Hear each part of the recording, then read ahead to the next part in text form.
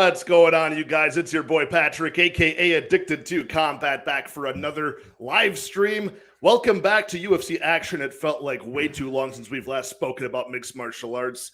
And man, as much as I wanted to use that week off to catch up on fights coming up on this, 12 fight stretch we're going to have all summer long, I really just spent a couple of days to get a good night's sleep and didn't really catch up too much. So I'm right on schedule. Got some fights to talk about this week at UFC Vegas 74.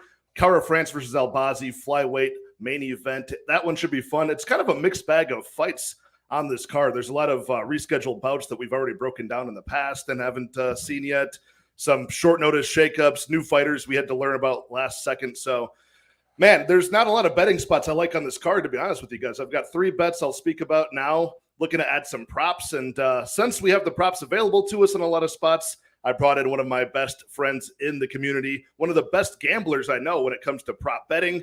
And this guy actually came into my DMs recently, within the past like 15 minutes, said, I just got home. Something crazy had happened. And I said, you know what?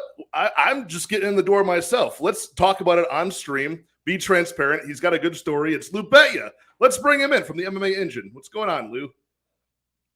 Wait. I hit the wrong button. Hold on. There we are. What's going on, Lou? So first of all, I just retweeted this because you are the worst. I just retweeted that we are live. Yeah, I didn't get a shot. I just got in the door myself, man. I'm so bad at doing this. I'm Pat. I'm monetized now. I don't need to fucking promote. You fucking... So that's people know I'm here. Go on, Lou. You know, look. Anybody that knows now, dude, I'm doing Iron Sheik now, Pat. Everybody know the LouBetya. He likes to drink. No, seriously, guys. Dude, I live in like a fucking white bread town. I live in a fucking nonsense town. Like, what's going on? White people. What's not going on? Dude, I live in like the most like be nice. I live in like the fucking no, but like I live in the most nonsense town. I'm literally walking home, a like 130-foot walk to my house. I get pulled. I get the cops. I'm walking. They're like, oh, you resemble somebody that's in a crime. 1 hour in a fucking cop car because I resembled somebody that looked like I committed a crime. So like. What the fuck, dude? Like, did they tell you what the crime was? Apparently it was like, well, it wasn't child arson. If it was child arson, I'd be like, yeah, me. Like, because that's my running joke. What's child arson? Is that when you're a kid committing arson? Burning a kid on fire? Okay, I was gonna say. No, it's like my running. All right, my running joke was just goddamn Pat. Stop fucking it up, dude. I got like profiled, but I got profiled tonight, like. Yeah. Hey, man, like, I'm kind of fucking pissed. Like, dude, I'm like, well, I live there. Like, I'm pointing to my fucking house. I'm like, well, where do you live? There. I'm like, there.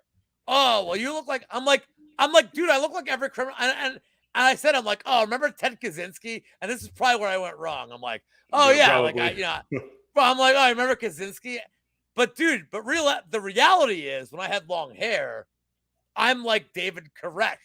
So maybe I should have been like, oh yeah, I'm like literally, but dude, like, look, man, I don't know, like, and I don't want to get into like big racial shit. Let's do it. That's what my channel is. Well, but dude, well, you know what? Then let me just say this to the people watching. And like, cause Pat, like, you know, Pat and I have been friends since like the fucking jump. And it's not like, I'm like, oh cool, Pat's black. Pat and I are just friends. Like, that's pretty cool, though, isn't it? Well, but I mean, like, I'm the blackest man on YouTube, dude. I mean, that's undeniable at this point. I think the people know. But like, okay, but Pat, our relationship's never been like. It's been like, oh, we're just like a bunch of insane people. Yeah. Like our relationship's been like, hey, Pat, we like whiskey. Like, really, that's like our relationship is like. It brings the people together. No, like we like whiskey and we like fights. Like our relationship's never been like. Anything but race. Like, dude, they fucking profiled me in a suburb town. Like, am I profiled for being a bald, fat Italian? Like, that's well, then I got news for anybody watching this. Somebody robbed the pizzeria. They shoplifted. So like, you They know, like, the calzones. You look like the guy. like I'm just look, that just burns me. But like, let's move on. Like, I'm so happy to be here. Like, nobody better. I love talking about. I am your Norm Macdonald to your fucking Letterman. This is like my 18th appearance on the show. Absolutely. Yep. You know, I'm promoting Dirty Work. Go see it in theaters. It's breaking box office records. It made $1 million. It's got Artie Lang. It's got Don Rickles. Go see it. Chris Farley's last appearance in a movie. Oh man, and probably Don Rickles' last appearance. You smell like shit. You're wrinkled ice cream. You piece of shit. Well, man, it's been great. But this I'm glad that they didn't, just like shoot you senselessly in the street. That would have been a bad one. Well, did you give him like any attitude or any lip, or were you pretty cooperative? I mean, I gave him lip for like when I thought this was like a prank. Then I'm like, yo, all right. Dude, that happened to me one time when I gave him lip when I left. I'm like, yeah. When I get by the way, I also told them that happened to me one time in my own house. This happened to me actually. I thought I was breaking into my own house when I was a kid. I was like 17. I took the trash out, went back inside, and I lived in like a piece of shit house. So like I had to like jimmy the door to get in. And I guess one of my like really paranoid neighbors called the cops, and there was a bunch of break-ins at the time. So yeah, they had my house surrounded. They thought they got the guy that like committed like months worth of burglaries during the day. So they like surrounded but in all fairness, at gunpoint at my own house. I'm taking a nap. It happens. Now, Pat, in all fairness, you look like a fucking tank. Not at the time I didn't. I had just started lifting weights, man. So you're like a mini tank? Yeah, I was a little mini tank. Pat, can we give you like fake white arms to look like a fucking pussy? Like, can I That'll be buy my biggest you fear. Pat, if you and I want to change places for a day where I get to be a tank and I get to send you my fucking the 9-inch pythons, like I'll do it. And I will. Like, I will fucking do like I'll be like, what's up, bitches? You fucking with my friend? But like I'm that crazy kind of psycho. Yeah, you'd be out of control with it, man. Because for those of you that like so Pat and I know each other like really well. Pat is like legit. Like I'm 45. I wish I could be like Pat. Like he is just the most real nice, like inherently nicest human being. I am. It's too late for me. Like I am just embracing what life has dealt me for 20 years. And for those of you that don't know my story, that's cool. I've just made the most of it. But Pat is like the nicest fucking dude. That's why he has me on. And you know what? Enough of this crap, Pat. They're here to listen to us break down the betting angles and why we like these fights. And I love this card. So let's go, dude. Let's do it, man. Let's shout out the chat. And speaking of nice guys in the world that we miss right here, Eric Betts. Oh, my God. Eric Betts fights in the house. He texted me earlier today. I told him I was doing the show, dude. So is this where the fellas get together and talk about the Ultimate Fighting Challenge? Absolutely. Look at this. Dale, Jenna. Dude, everybody's in the house. Mushroom MMA is in the house. Everybody go check out his channel. Patrick and Lou, what a panel. Let's fucking go. Of course, man. Pat, can I tell you? Like, what's up? The fucking rando show I did with Mushroom a few weeks ago. No offense. I don't know how I topped that ever. It was just me and him chain smoking on air. It was like that was amazing. Like you could have been Pat from the Northeast. First time, long time. Perfect. That would have been amazing, man. That was a fun show, man. And Daz Files in the house saying straight from Chronic's pod. Yeah, man, we're going to be doing some content together. I got Chronic Combat coming on here. I'll be on their show as well in the next few weeks. We got a lot of people that are probably going to be filtering in and out, maybe for the first time, since we do have 12 back-to-back weeks until like late August. So Daz talking about yam bags in the can. Yeah, I put that on the thumbnail for this one since you were coming on. Zach Johnson in the house. What's going on, Zach? And here's Jenna Marie, the certified gem of MMA Twitter. I'm excited to hear this one as well. We got Dixon Cider. I'm here for Lou, the former member of Menudo, shaking hands here. Ryan Jordan in the house. And yeah, now we're getting into the storytelling part of the comment section here. The facial hair is giving you away. I want to see the criminal sketch of the guy who actually committed these crimes and looks just like Lou, like evil LouBetya, just roaming the streets of Philly. So we can. Oh man, what's up? Nandalal in the house. We got Zach Johnson back in here again. Nandalal. Nandalal's. Can I just give Nandalal a lot of credit? Yeah. Like he's like Daz. He's everywhere. No, I don't agree with him a lot, like on his takes, but he's another fucking dude. He supports all of us. Mhm. Like he's dude. Slowly but sure. Like I don't know if he's on Twitter, but like he's into all this fucking shit, dude. Yeah, man, I love Nandalal. And whoever the boss is, out of every chat. My wife's boyfriend is black, and he recommended this channel. Tremendous, like elite tweet, elite comment right there. And Dick, by the way, Dixon Siders in the chat. Dixon is a big fan of the happy hour. Oh, Dixon knows, dude. You know how you avoid getting canceled? You run your own channel. I can't get canceled. They have You know what? All these comments about your story, man, are just so goddamn funny. All I can tell you is I'm grateful he didn't say I look like Grimace. Yeah, is that the purple one? I am the king of Prussia. That's the. I am the king of Prussia. Yeah, Anthony, you came in at the perfect time, man. I had to get that story told. I'm not gonna wait until after the stream is over to hear about Lou's racial profiling story. Oh man. Oh no. Hopefully they didn't confuse him with Pat Barry. Yikes. It's so weird. It's so weird that I read Othello and I'm Italian. I'm just saying that, Pat. What's going on, Dale? Good to see you, man. I saw his show with Johnny K. Picks last night. That was amazing. Can we just get to where I get to do fight breakdowns or Norm jokes? We'll do it. We'll do it eventually, man. What fight do you want to talk about first? Do you want to just go in random order, or do you want to Cody from Blood Money MMA bet style, or should we start with Max Griffin, Felipe Lins? I think we should be professionals, but I would like to tell people that are baseball fans, Mickey Mantle was good at two things. Oh, Dixon, I have two same game parlays for the show, but Mickey Mantle was good at two things, Pat. What's drinking that? And playing drunk baseball. Yeah, perfect, man. Wasn't Mickey Mantle's number 7? And the only reason I know that is because of Seinfeld. Yeah. Is that correct? Lou, where are you going? Don't get arrested again. Don't go in the streets. No, I'm just hold on. I'm making sure I got this. Oh no, not Max Griffin. Maxim Grishen. I'm bitch. I'm making sure I got my props. I'm making sure I'm Carrot Lou. This is actually a good point, Dixon. I'm salivating for SGPs well, as well. Well, Dixon, I'm about to tell you two same game parlays in this, and I got one that I'm gonna fucking hammer. All right. Well, let's start with did I say Max Griffin before? Give nonstop Philly. Far cry. Put nonstop Philly up on that shit. He's not a supporter, man. What's going on? Yeah. With the Gaethje profile picture. Yeah. We got him from the Wiz show, and then he realized Lou is a zillion times better than Wiz at betting NFL, and that Wiz has just like scratch off luck, and that Lou is like the fucking long term luck. I'll wait till Altamirano. Let's go. Dude, you can't be rooting for Altamirano, but we'll get there eventually, man. No. I just want the hat. I want the hat for that. I want the hat for that fight. That's it.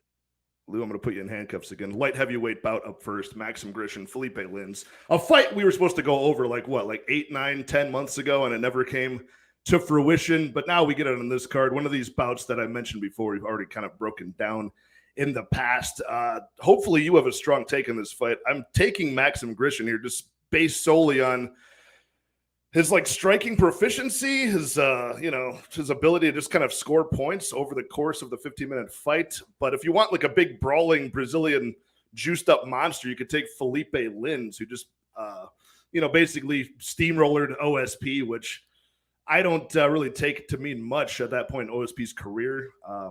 But Lou, the last time these guys were squared off, the odds were much different. It was like a sizable favorite for Maxim Grishen. It was minus 170 in his favor. Now it's all the way down to, we're looking at Maxim Grishen minus 125 to minus 130. Felipe Lins plus 110. I don't get, why is the line changed, Lou? Should the OSP knockout on the record of Felipe Lins at this point being the only difference since these guys are squared off, should that mean that he's this short of an underdog here? Does that actually give him a lot more value? Or, what's going on with the money line? Do you agree with this money line? Well, shout out to Wheezy. He's in our chat. And What up, Wheezy? How you doing, Unk? You know, Wheezy's the fucking man. By the Yeah, way, the fight that won't die. But by the way, Pat, you know what Wheezy knows? We are 52 days and counting from Johnny Parsons making his long-awaited and much heralded debut. It will be in England against Danny Hot Chocolate Roberts. And I'm just going to tell you right now, as a preview, that Johnny Parsons is about to give Danny Roberts a proper Rogering. Is this Johnny by God Parsons? The slug or not? If you bet this fight, you're a dummy because there's no edge here. So when and like the people are paying for like an actual breakdown here. Well, I mean, it's the amount of alcohol I drank before that, and I'm a professional. Absolutely. So how do you bet this fight with confidence? Like, how do you bet this fight with confidence? This is Pat. I've told you people for months, and you know I say this comment a lot. People betting on negatives. If you're betting on Lins, you're betting on two things: that he's on steroids, which he is, and that Grishen is an old fighter.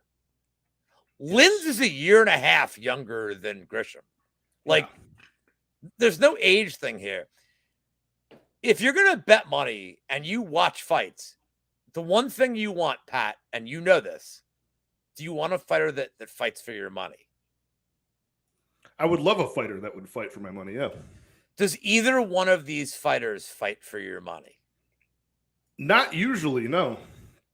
There's not a lot of urgency on anybody's side, except for Felipe Lins, maybe like the first round, maybe. Then what? Then why would you bet this fight ever? You probably shouldn't. Okay, but that's what I'm telling people. My breakdown is very simple. Do I not agree bet with this.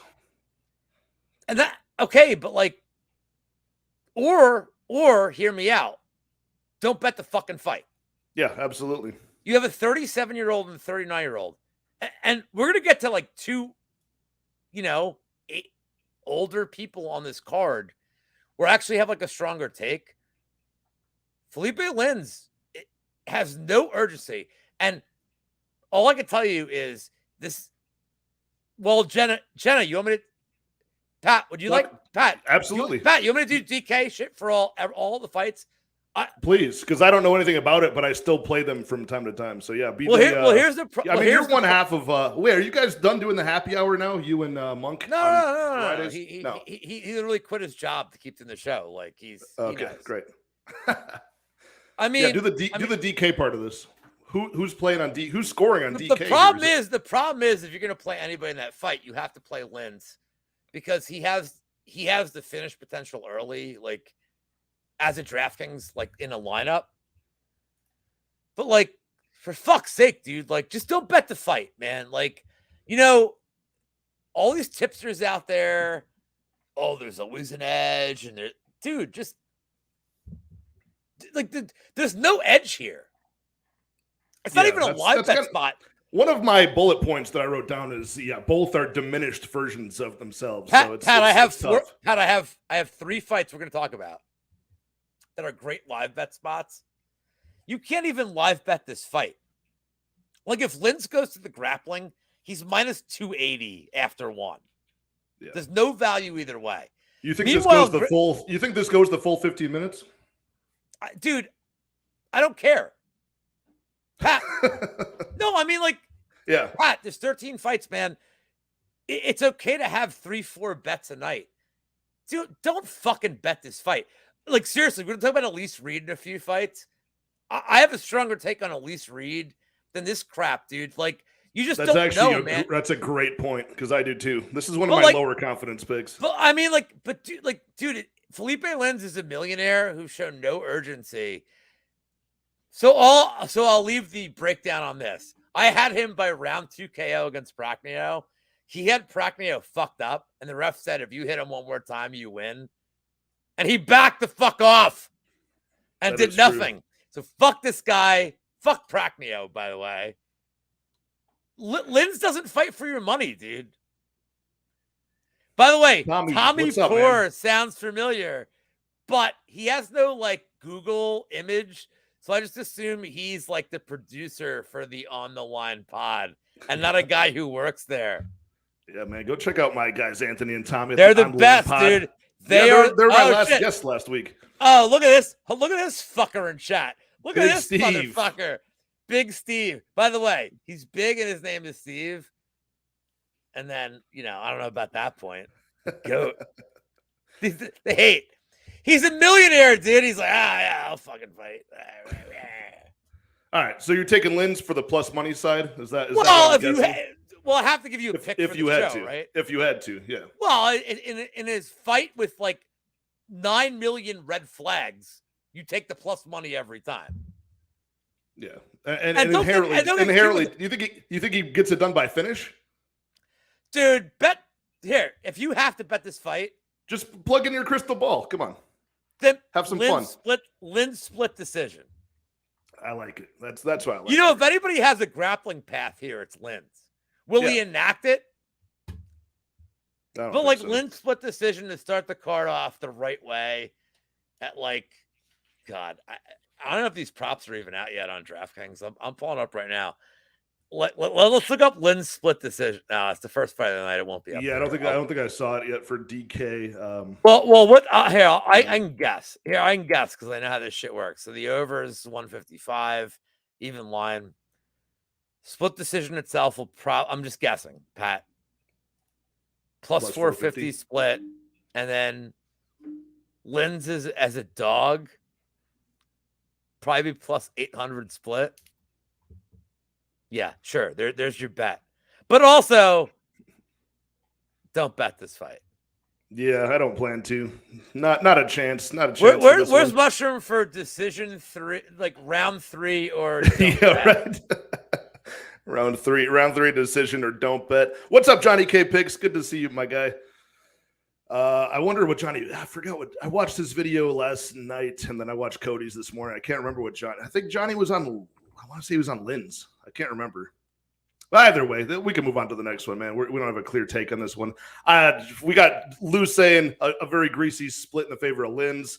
I got Grishen by decision as my official pick. But in general, if you have to bet like a fucking stupid ass fight, yeah, and I'm telling you, don't. Yeah, take the dog. Super low confidence pick. But up next at bantamweight, we got Lacerda making his second walk to the UFC cage, taking on Blackshear, who is making his third walk to the cage. The former CFFC champion, Blackshear. He had that fun scrap back and forth scramble fest on the mat with Yusuf Salal. Dropped that round 3, and it was officially a draw somehow. I think maybe a split draw. And he came in there and had a decent, he lost 2 rounds to 1 against Farid Basharat, but almost got that Hail Mary submission in round 3 at the very end. Lacerda looked like I think it was a short notice replacement in his debut in January against Cody Stamen, which is a tough test. But, man, as a big underdog, he made that a very competitive fight, and it was at striking range, not even in his wheelhouse on the mat. He's got all of his wins by submission that are by finish. So 12-2 record for Lacerda. He's got 10 submissions. And Blackshear, he's got a slick back take as well, usually squeaking out submissions in either round 2 or round 3. He's got 8 on his record as well. So if this does nullify itself, man, I wonder who would win this fight. I got to, with my eyes, they're telling me Blackshear has a more varied striking offense on the feet. If it goes to the mat, I mean, either guy is really content to just lay on their back and try to get the submission from there. So, man, like pure BJJ, I think it's Lacerda striking, and the wrestling I would actually give to Blackshear. I'm going to go with Blackshear in this spot. Something is stopping me from betting him, even though he is the plus money side. Let's see what the odds are now. Plus 130 for Blackshear, plus 125 on a lot of books, minus 150 for Lacerda. People are split on the MMA Twitter side of things here. I'm taking the plus money on Blackshear. I think he gets it done with the striking when it's there, with the wrestling when it's there. What's your take on this fight, man? How does this play out? Do you think it's going to be some trading jiu-jitsu back and forth, or do you think it stays striking? Can you answer the private comment? Yes, absolutely. Okay. Don't even ask that. Can I smoke? Of course. I mean, for those of you that I'll join once we get like halfway through this. I'll join you with for those of you that tuned in late. Like, I'm fucking pissed. Like, I'm like, dude, like I get home like 5 minutes before the show because of fucking the cops. I never thought about this way, but you're right. He says, Lou and Pat, did y'all know that Lacerda, translated into Spanish, means the female pig? So can't help but laugh every time I hear his name. Like Pat knows that I've only ever been upset once online, and he knows that because he's fucking trolled me with how upset I was for a year. Pat's been fucking trolling me for the show that I was upset. I know what you're talking about, and I love it. Big Steve's like, oh, I thought, dude, I mean, this is as sober as it gets, dude. By the way, me sober, I'm so good at this shit. So I think this line is fucked up, Pat, and you and I are on the same side with the Lacerda or with Blackshear. Let's look at Blackshear's 2 fights. Like, this line is recency bias all over it. The Zalal fight, he took that on 3 days' notice. 3. Yeah. 3. This isn't COVID short notice. 3 days' notice. Dominated Zalal for 2 rounds. Completely ran out of steam. The grappling was good. The striking was good. He was the initiator of everything. He fell off a tank. Let's talk about the Farid Basharat fight, Pat.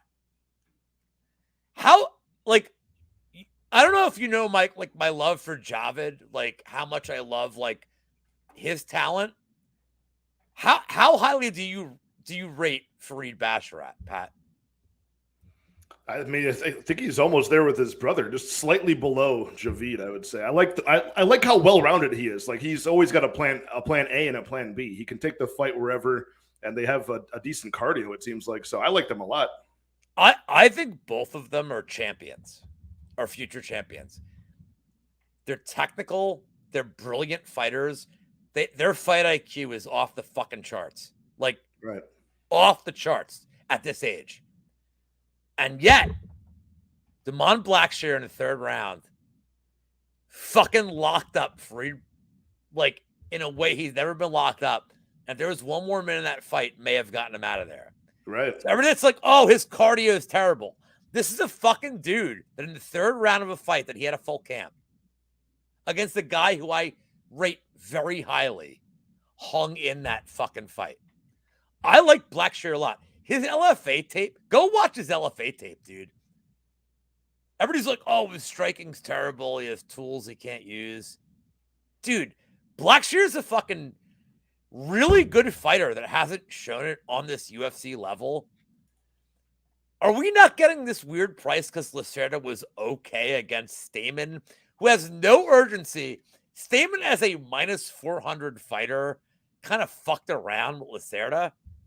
I love Blackshear here. The plus 115 as it currently is, like, give me Lacerda or give me Blackshear. Mm-hmm. Everybody getting fancy with the sub price. Like, fuck that shit, dude. Like, Blackshear needs a win to save his job.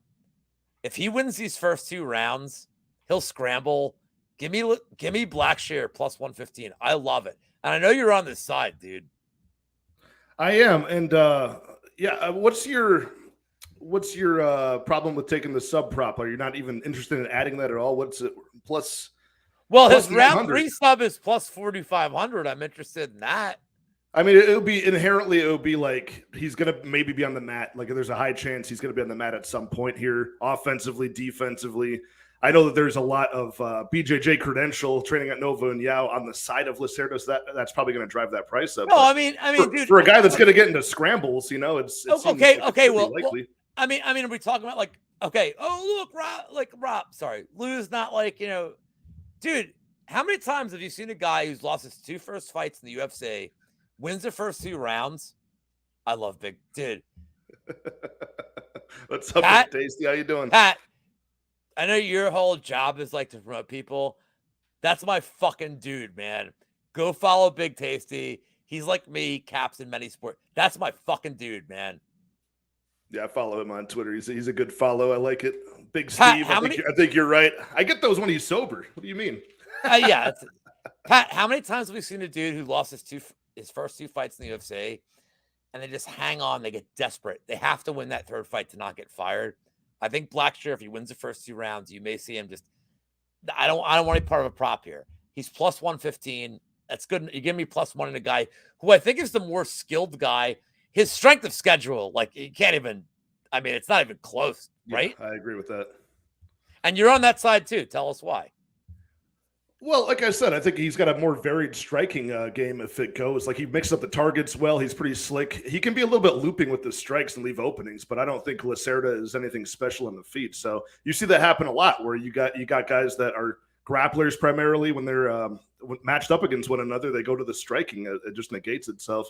Then on the mat, I do like the wrestling of Blackshear a lot more, and I've seen Lacerda really just flop to his back and look for the sweep. I saw somebody mention it feels like a heel hook scenario. I think that might have been was that Big Steve was talking about Lacerda by heel hook. He threatens heel hooks as a way to either get the heel hook itself or try to grab their back. So he's really okay with being on his back. He's that good of a BJJ player. So as long as you can maintain top pressure on a guy like that, I think you'll be good to win the fight. So I think the fight should be in the favor of Blackshear. I really do like a lot of what I see from him. So I haven't pulled the trigger. You're talking me onto the side. Maybe I will have a bet on. Can we talk about this asshole who's in chat now? This is just my 2 cents. This What's up? Asshole. What's going on, 2 cents? We talk about this jabroni. What's going on? He is jabroni. Lou's smoking them Cruella DeVille cigarillos. Some Virginia Slims. I'll tell you right now. I love cats. I don't love 101 Dalmatians, bitches. And we got, of course, the much needed Mushroom MMA saying Blackshear round 3. I mean, look, yo, man, Mushroom knows I fucking hate these bets. I kind of like that for Blackshear here. That third, it's kind of a fucking play, dude. Like, but also Blackshear round 3 sub at plus 4,500. If he gasses Lacerda, dude, plus 4,500. We'll have to put that in the we'll have to make a generational wealth round robin out of some of these. Hopefully we'll find some other plus money spots to throw in that, but we can move on. I'm glad we're on the same side for that one. What about this rescheduled bantamweight bout between No, I'm jumping the gun already. Man, I'm always off here. I'm like Cody from Blood Money, dude. I got all my pages screwed up. We got a women's strawweight bout. Jinyu Fry taking on Elise Reed. This is another bout that I'm just not that inspired by, but I think it might be a fun striking match if it stays in the feet. Jinyu Fry, of course, 38 years old. You have no credibility, dude. You just said fun with this fight. Fuck you. Well, dude, it might be fun. You never know. It's always these low-key, Pat, dead on paper fights. Pat, define fun. Elise Reed, just screaming as she throws punches and runs. Oh yeah, I look at an Amish chick with a belt over her shoulder on Tapology, and all I can think of is like, man, imagine taking her to the bar. She's got those dead eyes. She's got like those dead like doll eyes, like they were talking about in Jaws. But man, Elise Reed, she's what, 8 years younger at this point. She's got a lot more, I think, wins under her, that she's got in her potential in her UFC career. Jinyu Fry, she's still in shape for 38, but I don't think she's going to get any better at 38. Whereas Elise Reed, she's at least looking more comfortable dabbling in some sort of like, mixing it up on the ground, ending up in top position against Melissa Martinez, ending up in a few favorable spots early on against Loma Lookboonmee. And Elise Reed is either getting dominated on the mat and finished, or she's kind of scrapping it out on the feet. So I think she could do that against Jinyu Fry. And what are the odds here? We're looking at like minus 120 for Elise Reed, plus 100 for Jinyu Fry. Yeah, I'm not inspired to really bet either of these two women here, but I will take Elise Reed. I think her aggression is actually really going to be the difference maker here. She seems to really want to be in there, whereas Jinyu Fry, I mean, again, I don't think she's mixing up anything new at this point in her career. So what do you think about this one, man? Oh, I didn't even notice. I was in a different tab. I didn't see you change your entire outfit here. What's up? Muted. God damn it. Talking about Elise Reed, yeah. Elise Reed is the girl from Lancaster, Pennsylvania. She sells pickles on the street. They're very good, yeah. Dude, I'm just doing the whole show like this now. Hey, babe. She has her headphones in. I just want my headband. I just want to know my. I'll put the fucking cam off. I'll find my headband. I mean, dude, how do you call this fight? Yeah, sexy. That's right. What's up, Gaucho? Who you doing, buddy? Yeah, that's my dude, man. We're a soccer guy, Manchester United fan, man. Sardine Gaucho. I love the name. I mean, look, I hate saying this. Elise Reed at like minus 130 seems like crazy value. Jesus. Well, like, what's Jinyu Fry learning at this point? And yeah, that's what I'm saying. And it's not just that, but like, what's her whole career been defined by, Pat? She's low volume. She does she does nothing. Like, her path here, and I'm going to bring this up because it's going to come up later in the night. Her path is takedowns that at least Reed can't stop one, and then she lays and prays. Pat, if you've looked at the way UFC, not just judging, but refereeing's gone in the last 5 months, if Jinyu Fry lands a takedown and does nothing for 2 minutes, they will stand her up. They're not putting up with it as like everybody's complaining about the refs, right. All right, but they have been quicker trigger on standing fighters up if somebody gets a takedown and does nothing, right or wrong.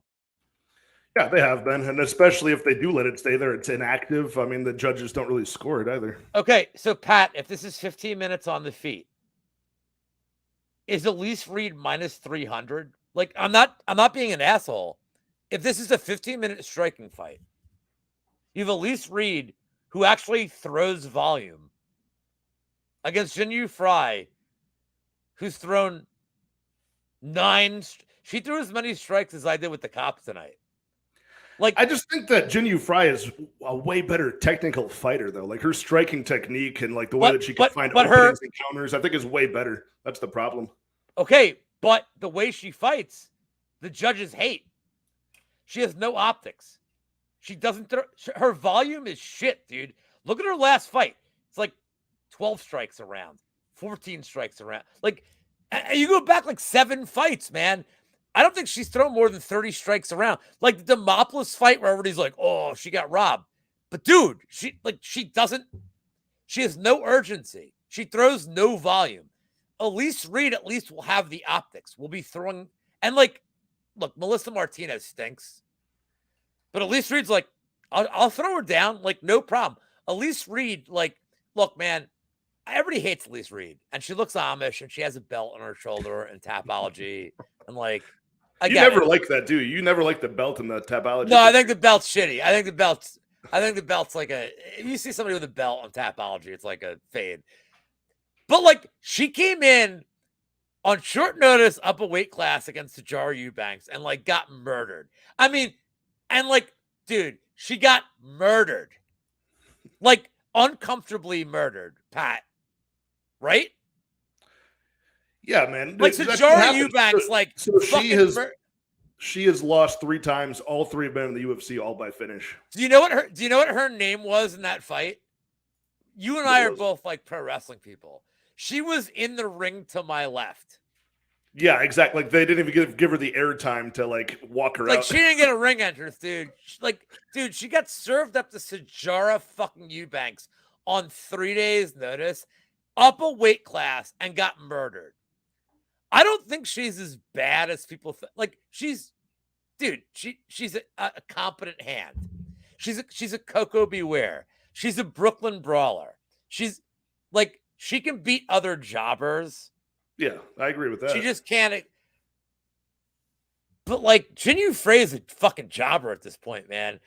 She throws no volume. And like, Elise Reed against Melissa Martinez, she actually was proactive against like going for takedowns. Like, she's younger and like, it's probably been working on it, dude. I don't see a path where Jinyu Fry wins. I think Elise Reed at minus 130 is like pretty good value. I'm just not confident in the KO prop. Like, some people are like, and Pat, you know I love me some fucking props. Right, because Jinyu Fry just got, how long has it been? It's been a little bit since she got knocked. November of last year, she got knocked out by Polyana Viana, a grappler. And knocked out badly, cold. Look, but I don't want to play that fucking shit, dude. Like, and that's a sucker's bet. Like, We got Dixon is really big on Jinyu Fry. He's talking about she throws more volume. You're wrong on this. We're talking about Fry by decision. She's got Saif Saud in her corner. By the way, Saif Saud in the corner just means he's gonna fucking scream at her. Yeah, that's true. No, but I really do think that if you turn back the hands of time, you make these two the same age at 30 years old. I think Jinyu Fry is much better. But at this point, I just think that the aggression, but not now. the forward but pressure, not now. No, not now. And Elise Reed, we saw she's got some flashes of power too. For a Taekwondo fighter, I think her hands are pretty good. She's got a nice straight right. She even sat down Melissa Martinez with it, knocked her down.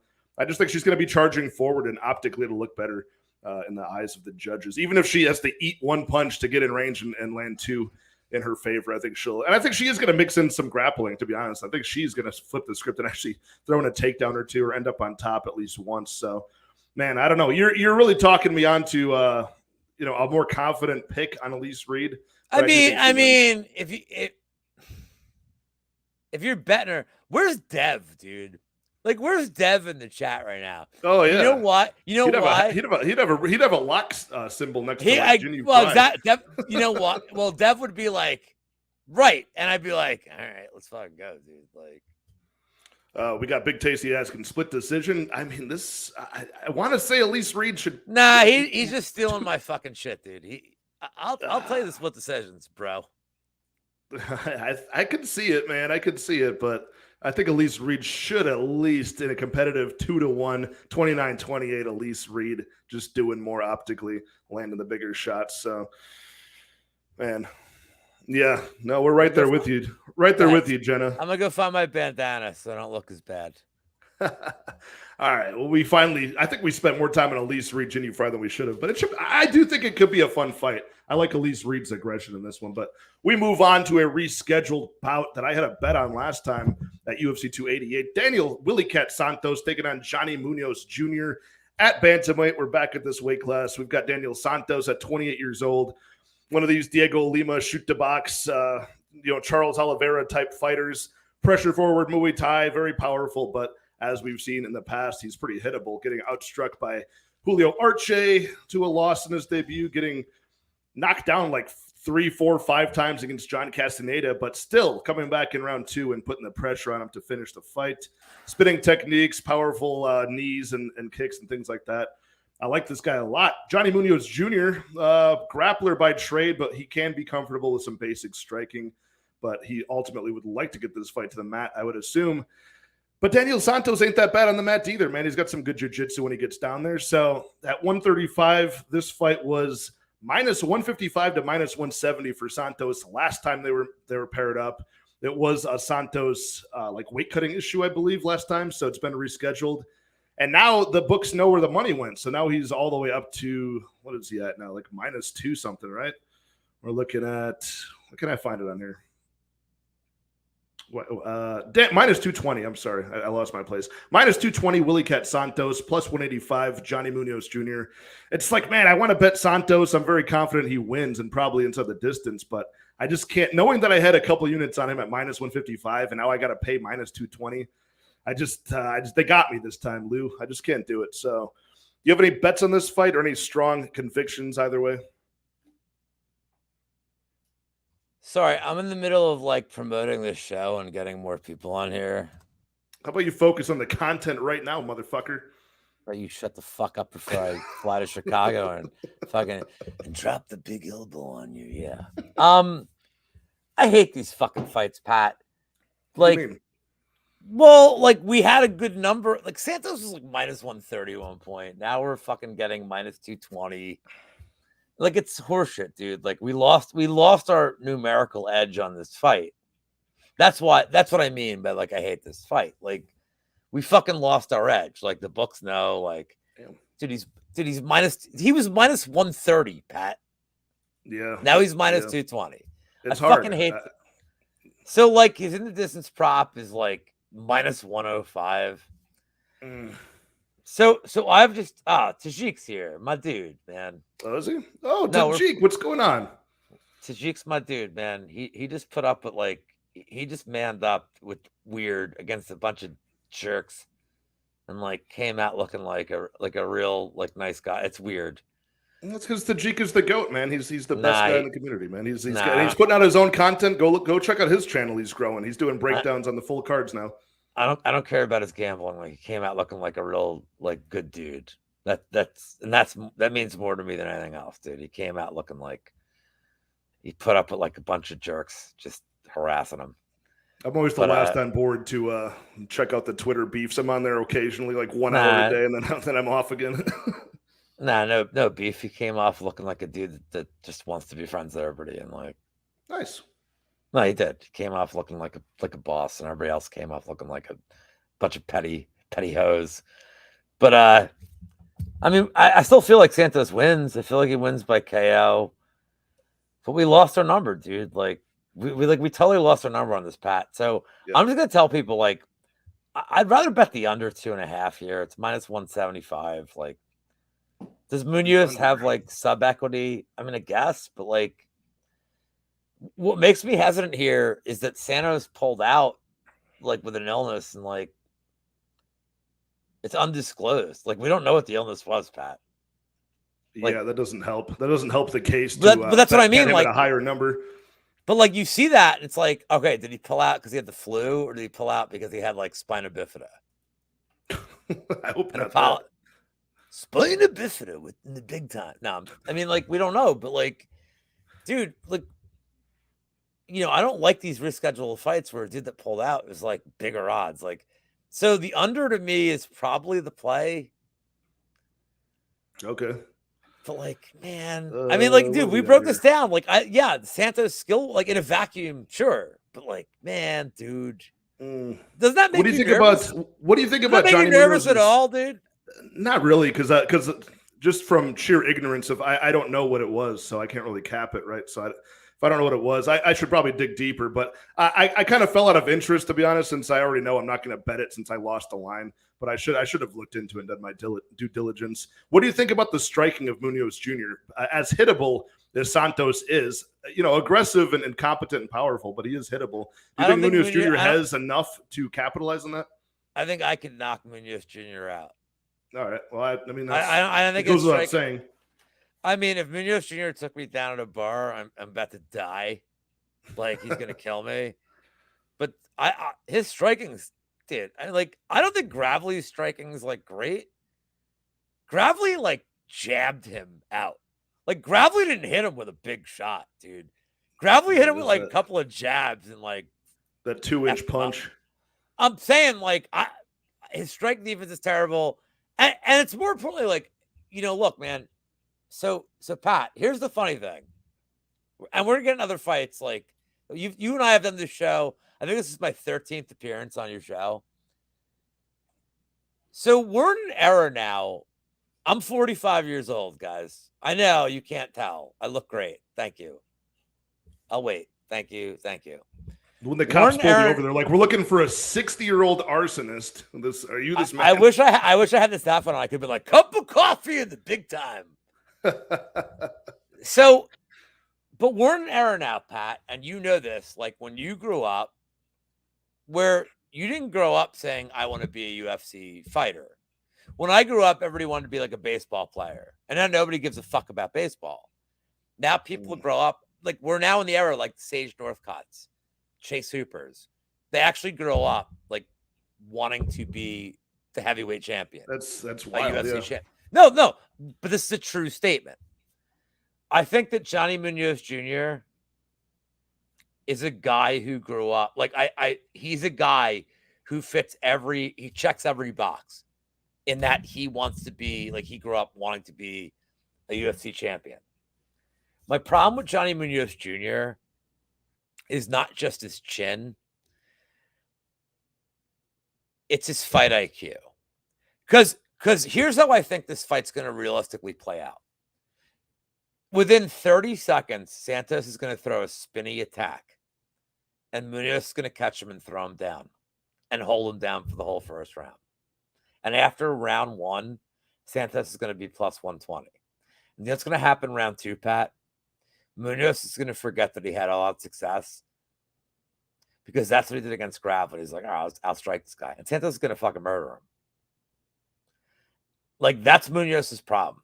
His fight IQ is not brilliant. The skill set's great. Santos is a fucking dog, man. Like, and I don't think Santos is a dude you finish. You know what he is? He's Brazilian Elkins. He's just that dog who's gonna like. Well, look at him against Castaneda, dude. Like, we'll get to Castaneda later, but like, Santos is a dog, man. And like Arce pieced him up, dude, and he just kept walking forward. And Arce is like, all right, dude, I'll fucking jab you all day, dude. No problem. I'll just jab you. He gave him no space. It was beautiful. And I got written down here. I got Santos round 2. So I think you're right on point. And Santos was still throwing spinny shit in the third round, dude. He gives shit. He's getting pieced up. Look brutal. Well, I don't think Munoz has that like dog in him where he's like, what do I do to this guy? So I think Santos like round 2, round 3, KO. I like that. But we lost a number. And that's, I know our boy Lucrative said, oh, if you lose a number and you say bet in the distance, like, yeah, I'm just telling you don't bet this. Like, we lost a number. Like, just so bet the under. And then you get Munoz's round 1 sub equity. Like, it's minus 175. It's not bad, dude. No, this will probably find. Do you like the under? Yeah, I like the under because I think Santos. I think he at a large clip. I think he finishes the fight or makes a mistake and gets caught. So I do like that. Who's this Diego guy saying I look 55? I've fallen apart from the chat. Let me dive into this. But I'm glad we're on the same page. Round 2, round 3, Santos. Oh, what's going on? My guy Daz Files, first to donate to this channel. I've made it to the big leagues here. Daz Files always said he'd be the first one. What's give this guy your money, guys. Also, Diego, $5 of what are these $8? Is this Australian kangaroo money? Either way, man, it's very appreciated. Thank you. Can Diego Daz Files? Can Diego Chirlazaro post his picture? or is he just? Well, oh my God, Jenna Marie with the champagne cheers and a heart and a $10 donation. I appreciate you, Jenna. Very, very much appreciate your constant support of the channel. I appreciate you. It'll go right back into the channel, but like a cigar for myself is what I mean by going back into the channel. I appreciate you, Jenna. I don't know who that is. Jenna Marie. We do have a little bit of a theme going on here. Look at this. We're all color coordinated. We got some bright colors. I'm in the Superman colors. You're in the Macho Man purple and red. Beautiful. The world wants to see the Superman against the Macho Man. Yeah. How will Superman deal with the elbow off the top for maximum damage? Yeah, I'll do. And your Macho Man just got the attention of Tajik Bey with the $10 donation. Thank you very much, Tajik Bey. Appreciate you. I mean, and by the way, saying you're 30 and then calling me 55. Hey, bro, we're the ones spending our time for free to help you guys. If you're a dick to me, you're a dick to Pat because he's the one that loves me on the show. That's true. So, like, by the way, not being an asshole in this chat, just letting you guys know, we're doing this for fun, man. We're helping you guys. So, just bust my balls. And 55, I'll be 55 next week. I'm just busting balls. Diego, I've never seen you before. Welcome to the chat, dude. Like, glad you're here. Like, no joke. Like, glad you're here. Diego, give him shit all day, man. Dude, people have called me. I got called. I got aged double before online. It happens, man. I've lived a harsh. You know what? Somebody called you the other day. Somebody called you the white LouBetya. I mean, that's I don't know. I'm just my mind's all warped from getting po. Yeah, you guys missed the beginning of the show. You missed why I was like barely on time, dude. Dude, let's move on. We're busting balls. No, Diego's like, why you're mad? No, we're busting balls, dude. Busting balls, dude. Dude, if you want to bust balls, talk about this next fight. No, we're busting balls. Diego, I'm busting balls, dude. Like, that's it. No YouTuber ever bangs back a chat. Pat, I'm the only one that's like, what's up, bitches? Like, nah. You do that a lot. Well, but that's why our Friday show is like out of hand. Like the whole chat's like, what the fuck? I'm like, yeah, that's right. We're like the whole Friday show is a bunch of madmen, dude. Nah. I'm busting balls, Diego. Like it's not like dude. If I look great for 55, I look terrible for 45, Pat. Can we get back to the fights? Can you keep your show on the rails, Pat? What are you not a professional? I'm trying to talk about Dontel Mays, your favorite fighter, taking on Andre Arlovski at heavyweight here. Do you want to talk about this one? Oh yeah, I mean, well, this is like the straight. I mean, you know, we talked about this like last week. This is like, can we break this down by what's Cody doing for this fight? Do we know? Is he betting Arlovski like 7 units? No, he's not. He's not. He's a Dontel Mays guy this week. I don't think he's betting on him, but I don't think he's got any money near this fight. I think he explicitly said not to bet on it, which I agree with. You want a good bet for this fight? I have what I think is a good bet. The over 2.5 is minus 170. Like, dude, I think it does go over, and I think Arlovski gets this decision. But you're giving me fucking, what is it, 57% implied? The problem I have with that, Lou, is that you don't like that over at all. Not really. No, I don't. Well, who's got finishing equity? Arlovski doesn't have finishing equity. No, it's just the unpredictability of Dontel Mays. Like, you just don't know what this guy's going to do. I don't know what he's capable of. He's capable of failing in tremendous. He's capable of sucking. Yeah. So that's the problem. And then on the Dontel Mays side, like, he's not great by any means, but you know, you see a lot of guys when they get to the oldest man on the roster at heavyweight, which is, you know, already volatile, like he could easily just get chinned here and knocked out. You know what I mean? I'm not saying Dontel Mays has got all that power, but it's just usually when guys are like nearing their last fight, like any fight could be Arlovski's last at this point. So I can't bet on him inherently for that. But how do you get knocked out?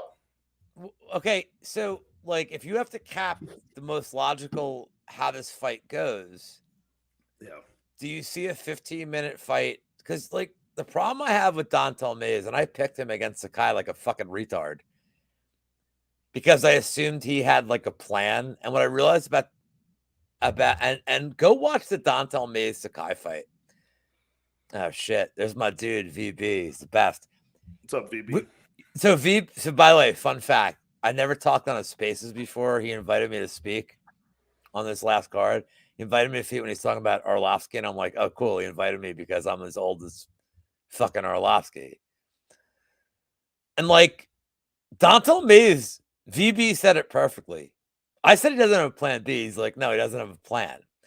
If you go watch that fight with Sakai, like 3 minutes in that fight, he's looking at his coach. He's like, I don't know what to do. Like he couldn't land any punches. Sakai crowded him. Was it as he was getting like crushed against the cage? Was it around among? But he wasn't taking any like real damage. He just he didn't know what to do. How to get off of it. Yeah. And he didn't know how to look at his coaches and like listen. And if Augustus Sakai off a 5-fight losing streak of getting like knocked the fuck out could vet lesson him, then what can Arlovski do? I think he can outbox him the whole time and probably win that. It probably does go over. Like, I agree, it probably does. But like, do I want to lay the bet on it and trust it? I mean, Arlovski has zero finish equity. Like, Arlovski at this point in his career he literally has zero finishing equity. Yeah, Dontel Mays stinks, and Dontel Mays' only finish was. I apologize to if Tajik's in the chat because I isn't like swearing. Face fucking Josh Parisian. Like that is his best win. That's his best win so far. By face fucking. Like, because that's what he did, dude. He face effed him in the sub. Like, remember? Did I send you the Hamdi bet I had? Because Betfair had it wrong, and it was plus 12,000 for the round 3 sub, and I'm like, gee, like you have to bet this, like whether or not you think it's gonna happen. Like, you just 120 to 1 odds. Like, I gotta take a shot. And like, he showed that he can grapple, but he's not willing to. And he's not willing to try. I think Arlovski I kind of think he just vet lessons him here to like, I don't even like the split decision, dude. I think just Arlovski wins. I'm never betting this. I'm just going to root for him. Dixon, you're banned. Dixon, you're banned from the Friday show. You're no longer welcome on the happy hour. Dixon saying, Pat, this is my juiciest play of the card. Mays Dixon, by KO, you're banned from the Friday show, bro. You're not allowed to come in the chat Fridays. I would be lying if I didn't cap this and go and see what that was on BetOnline, and I saw that, and I was like, I Hold really on, do think this what is did Wheezy possible. put up? What did It's Wheezy possible. put up? Just put up Wheezy's comment because he's here to What's up, Wheezy? Dontel should do to Arlovski what Lins did to St. Preux, show him little respect and blitz him, just get him out of there. And he's 100% correct. But it won't happen. He has no plan B, dude. Or as VB said on the Spaces, he doesn't even really have a plan A. Like dude, just sit this one out. Root for Arlovski, because Mays is a fucking fraud. I mean, I also wrote this one down too. Dontel Mays finish. Yeah, only. but what is it like? Minus fucking 3. Here, I got. It's minus 3. It was minus 325 when I saw it. Yeah, I don't. I mean, I don't like this kind of. It's I don't like this kind of bet. I don't like those bets, but like it's safe. I don't personally like those bets because I hate money, but that's a very safe. Arlovski has no finish equity here. Yeah. I like those bets when you can, it's like a kind of a trickier angle. Like, but the books don't, that a guy is durable or that one guy doesn't have finishing equity. I like those spots. So I was hoping it would be closer to like minus 225, minus 250, but I do like it. I think it's safe. And I mean, it's a parlay piece. Ultimately, I think 2 cents has got my prediction. Andre Mayweather Jr. by stick and move. I think he does it again, man. And we'll see him when he's 50 years old, hopefully taking out the worst guy in the roster. Pat, do we have a buddy who loves chaining parlays with these fucking minus 350s? Yeah, I wonder if that one's going to be on Johnny K. Picks's I mean, slate. maybe he'll probably have the over 1.5, maybe. I mean, parlay that with Elise Reed over 0.5 rounds to get it to a solid minus 290. I always see you giving him shit for that on Twitter. Hey Johnny, if you're watching this, stop asking me for soccer picks, dude. Like this motherfucker. By the way, Johnny knows like we're boys.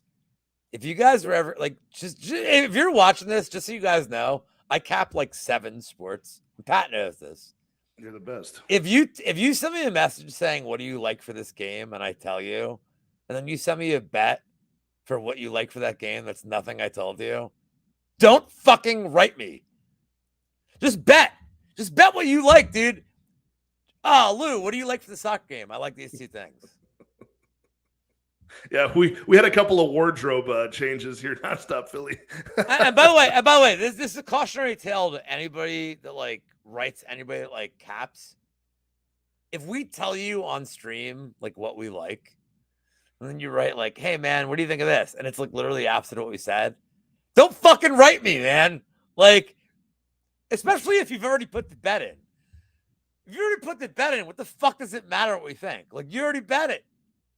Let's go. It's like, I mean, good luck. It's like the nervous. It's like nervously asking, like, is this gonna? Do you think this will cash or not? Is this gonna cash? Like, holy fuck, dude! Like, oh man! All right, we exhausted that. We're both on the Arlovski side. Not much confidence, but Lou does like rooting for Arlovski because you and I are both old school fuckers. Yeah, right. I love this guy. Let's go. He's the last relic of a guy that, dude, he won the title almost 20 years ago. Next year it'll be 20 years ago. Dude, he's gonna win 2 more fights. They're gonna give him the fucking Aspinall. Or maybe this year is 20 years ago. I can't remember. They're gonna give him the Aspinall on short notice, and it's gonna be like, fuck, dude. I'm like, fuck. Yeah, right. Can he fight Olynyk? Like, I know Olynyk like just got knocked the fuck out. That was a missed opportunity. I know, but like, come on, man. Or like run back Collier. I don't know. How about just keep giving him Collier? I mean, honestly, but yeah, just to go over that one more time. His last win streak that he was known, like Has he fought Hunsucker yet? No, he hasn't. That's a good fight. Right. That's good. Well, Hunsucker died down. He's gonna have to balloon back up to 220 at least. Arlovski fights so low at heavyweight, like it's not a problem, dude. Like Hunsucker can eat a fucking. Yeah, I mean, I'm with you, Hunter. I'm with you. I don't even like VB's so funny, dude. VB's so funny. Sick for who? Sick for who? Sick for who? the fans, the For fans no, at large. no, for us that have to talk about this shit. It's sick for here we go again. Here we go again. Well, let's talk about something a little bit classier here. We got the debuting fighter Munoz Gaffarov taking on John Castaneda, filling in on short notice for, I can't remember who it was now. A fight I liked a lot more. John Castaneda versus Mateusz Mendonça. Mendonça withdraws, and we have Munoz Gaffarov, who we have actually seen sort of under the UFC banner before we saw this guy on the Contender Series a couple years ago against Chad and Hellinger. Bantamweight bout here. John Castaneda, I like Sexy Mexi quite a bit. He's just got like that fundamental striking, decent boxing, a good club and sub ability. He can kind of mix things up as he needs to.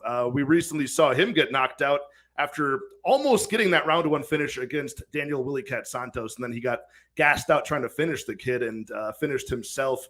Brutal knees against the cage in round 2. So that was not good. That cost me a lot, man. I like Castaneda's ability quite a bit. But Munoz Gaffarov, this guy is actually a legitimate UFC caliber fighter that they're making his debut on Saturday. That's kind of rare these days that you've got these guys with a lot of experience overseas and UAE Warriors, ACB, one championship. This guy fought John Lineker in a 3-round battle that was actually pretty competitive. He ate a lot of big punches from John Lineker, which that guy's a killer that used to be in the UFC.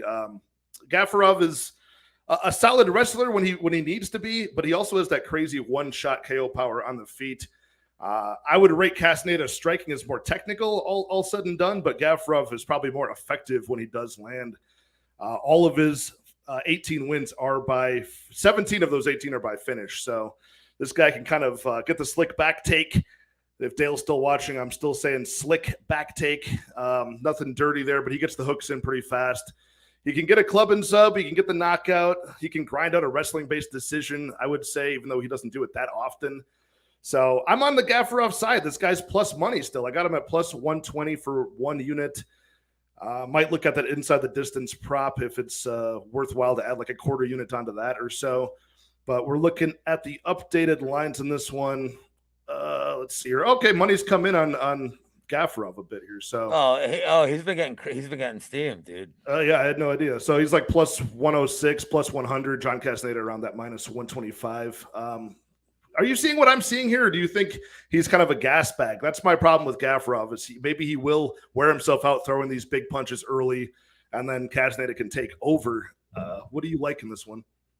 Here's where, so Pat, you and I have talked enough where I'm like, Vegas is never wrong, and people are like, oh, this line's wrong, and it's like, nah, dude. Mm-hmm. So, man, people are looking so much in this Hellinger fight with him. But, this is a good thing for him because if you watch that fight on the Contender Series, he cardio dumped. And that's a tough, I don't know. It's weird that people look so much into this shit. Like they think they've figured out a goddamn thing and not look at the human element. Mm-hmm. Dude, going to the Contender Series is a big fucking deal for a lot of these guys. He's a dude that's made no money in his career. This is a massive opportunity. Yeah. He cardio dumped. Dude, he looked great and then just ran out of steam. Then he went to LFA and I didn't even care about the Souza fight, the Herbert Souza fight. I was super impressed, man. And this is a dude who's again, he's facing adversity in his career. And he's like, fuck this dude. Looked great. Let's also talk about big round 2 knockout. Just he knocked him down in round 1, right? Almost had him out of there in round 1. And then dude, in round 2. He looked like a guy that's but Pat, when you and I, the whole time we've known each other, what do you and I talk about all the time? We want to bet dudes that fight for our money. Yeah. Even against Hellinger in the 3rd round when he was fucking added gas. Dude, he fought for your money if you had him. Goes to LFA, looks like a fucking animal. He's okay, took the setback well. He's like, let's fucking go, dude. Yeah. I thought the Herbert Souza fight was better than Diego Silva fight. He crushed both, dude. He didn't give a fuck. But he went out there and he won an LFA title. And he's like, all right, now I'm back. Let's also talk about the swath of back hair he has, which is dude, nobody's taking his back, dude. Nobody wants to take his back. So now they got something to grab onto, though, man. It might make it easier. It's like handles. So the reason I'm on your show is for being controversial, Lou, right? Yeah, I guess. Like I give the takes that nobody will give. Like nobody will give. I hope VB's still here. You're brave and bold, yes.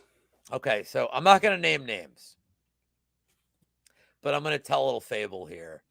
There's a dude in the community that has 90 followers. I scoff at 90 followers. I used to at one time have 90 followers, but I scoff at that. But if you're a dude, and I won't say his name, but because he's not watching this, but if you're a guy that's trying to come up in the community, the worst thing you can do is start using the word, this guy's a lock. Oh, I'm going to keep adding units. Oh, thanks, community. Like, don't be a dick, because there's two types of people in this community, Pat. There's people that bet for clout, like this fucker. There's people that bet to win money. You and I are people that bet to win money. Absolutely. I think most people in your chat are people that, if you're in the chat and you don't have a social media thing, we're all trying to win money. There are people in this chat that, not in the chat, in this community, that bet to win fucking clout. And this guy is like just loading up on Castaneda, and it's like, dude, even if you think his skill set's better, he is coming off psychologically a violent knockout where he had everything going his way and just out of nowhere, like, got fucking demolished. Now, skill set for skill set here, I think Muin, if he was not on short notice, he's probably minus 200 here, dude. We are getting a discount skill set wise. He's going to be better on the feet. I know. Well, he's my dude. Of course he does.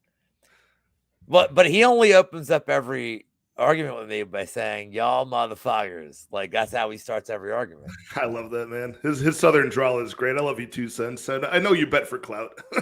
It's okay. Secret safe with me. You should watch his Wayne show Fridays, dude. He's so entertaining. I tune in when I'm in between meetings at work. It's great. He's like the hidden gem, dude. He's so fucking funny. But like, if this wasn't short notice, isn't Muin like he's minus 250 here if he's not on short notice? Skill for skill. This dude's good, man. Like, is the finish like he's finished? He's gonna murder, dude. Do you not worry about him burning himself out early? That's a red flag for me. Like, I do have a bet on it. I got the 1 unit bet at plus 120. I was thinking about maybe adding inside the distance, just since it's inherently probably going to go. I think a club and sub is live here, but that does worry me, man. There's a few fighters in this card where they're very finish dependent, and I don't know what happens when they're forced. I know you love Sexy Mexi. Yeah. Like, and he's a fun fighter. I think Gaffarov's skill set is like so fucking good, dude. Like, I really do. So, like, and I'm not lying. The loss to Ann Hellinger, like the way he handled it, like professionally, it's like, okay, like, and learns, okay, like, because he's one of these, dude. He's a Tajikistan guy. You know the pressure, like narrative wise, Pat. The pressure on these guys, like the pressure on these guys from Tajikistan to come in, to be grapple heavy. This isn't a grapple heavy guy, dude. This is a guy who can grapple. His striking is so good, dude. Like, I don't know where Castaneda has him beat. And he's never been finished. Let's say Castaneda blasts him early like he did Santos. You don't think Gaffarov's taking him down in like 2 minutes? Yeah, Gaffarov, I'm not worried about his durability at all. You saw all the punches he took in that John Lineker fight. And Gaffarov doesn't fuck around, dude. Like, he will finish. He will finish him. So if you're going to bet this fight, and you should, you like Gaffarov money line. If you have DraftKings, take Gaffarov round 1, round 2. Anytime I see a dude on short notice, I'd rather bet the round 1, round 2 prop. You're going to get 50 cents more of equity. Like, I think Gaffarov just fucks Castaneda up. And I think the bloom is off the rose with him. And by the way, Castaneda's going to have a job for life. He's a perfect Dana White guy. He's going to be like a prelim headliner because he's like an exciting guy. Yeah, I like him. I like the But way I he think throws Gaffarov. his big overhands, his rear crosses, man. He throws that with intent to kill. He misses big. He's got the spinning attacks. You saw that. That was the guy who got the spinning back kick to the liver of his last opponent, right? Pat, how many bums have we had off the Contender Series that are like 5-0? They don't know what the fuck to do when they get to the UFC. Yeah, Gaffarov's a dude where that loss, I think, actually is going to prepare him to go on a fucking run, dude. This guy's got a seriously good skill set, man. Like, his grappling's insanely good. And his striking for somebody in that region of the world, I mean... Yeah, VB is worried about the cardio as well. No, and he's... Well, first of all, this dude knows, like, a million times more than I do. But he knows, like, this... But he's max betting him because of the skill set, dude. Like... See, Max bet him in his last fight. Problem here is that his cardio could be a problem on short notice. I just don't think Castaneda... I don't think Castaneda is that good. And by the way, Castaneda getting... You know, everybody's like, oh, short notice. Well, Castaneda's having to switch gears like a week. So I think Gaffarov fucks him up, dude. I really do. Like, I love the number. Pat, what do you cap this on a full camp? What do you cap Gaffarov on a full camp? You're muted, you fucking dope. You literally hit the mute button. You literally hit the button. Yeah, I did. Gaffarov minus 150 to minus 170, I would say, honestly. Okay, so you're getting him at plus 115 because of the narrative. Yeah. And this is a dude who's been in camp, dude. He was training for another LFA fight, man. He's not out of camp. So I love it here, dude. I'm glad you've inspired me to feel a lot better about that bet, and I might. I'm an inspiring human being, Pat. Yeah, you are. I was going to put about. Oh yeah. I was going to put about like 1.5 units on it at plus money, but I'm like, let me wait. Let me add that other 0.5 units maybe on something that was like what you said, round 1, round 2. I do like that, so I'll probably end up doing that. But I'm inspiring off the top rope for maximum damage on your larynx, like you're Ricky the Dragon Steamboat. Yeah. I like how you wearing this getup has just become completely normal to me at this point. This is like you. If you're dressed anything differently, that's where it looks strange to me. I'm gonna dress you up like the hot dog you are. Smother you with mustard, and drop the elbow. Injure your larynx. Yeah. Pat, can we somehow do you as the honky tonk man? Oh my God. Can I get a vest and a little guitar? That'll be awesome. I will buy you the fucking gear. Because you know what happens if you're the honky tonk man? I somehow become the face. And I'm like, he's robbing my Intercontinental title. I'm the best Intercontinental champion that's ever lived, and I am still living. Dude, for my demo, I think that would work out very well. I wish we could tell the people this plan I've had for like fucking months. But I just want to let you guys know, if you don't watch props to consider them maybe bet, number one, shame on you. You're the worst. But I have a plan with Pat and I that we're gonna do one week. It's gonna blow your fucking balls off. I can't wait for that one. You and I talked about it. It involves the Macho Man. You and I talked about it. I'm on board still, man. I'm on board. What's up, Moise? Moise in the house. That's crazy. Yo, you know what Moise does? Can we talk about what Moise does? So Moise admitted he grabs peepees. He runs from fighter to fighter. He goes to their houses and grabs their peepees, and then says, "Get on the scale so I can report on Twitter." Showing who's gonna miss weight, capping fights. Dude, Moise is the fucking man, dude. He's the man, dude. He knows him. He knows.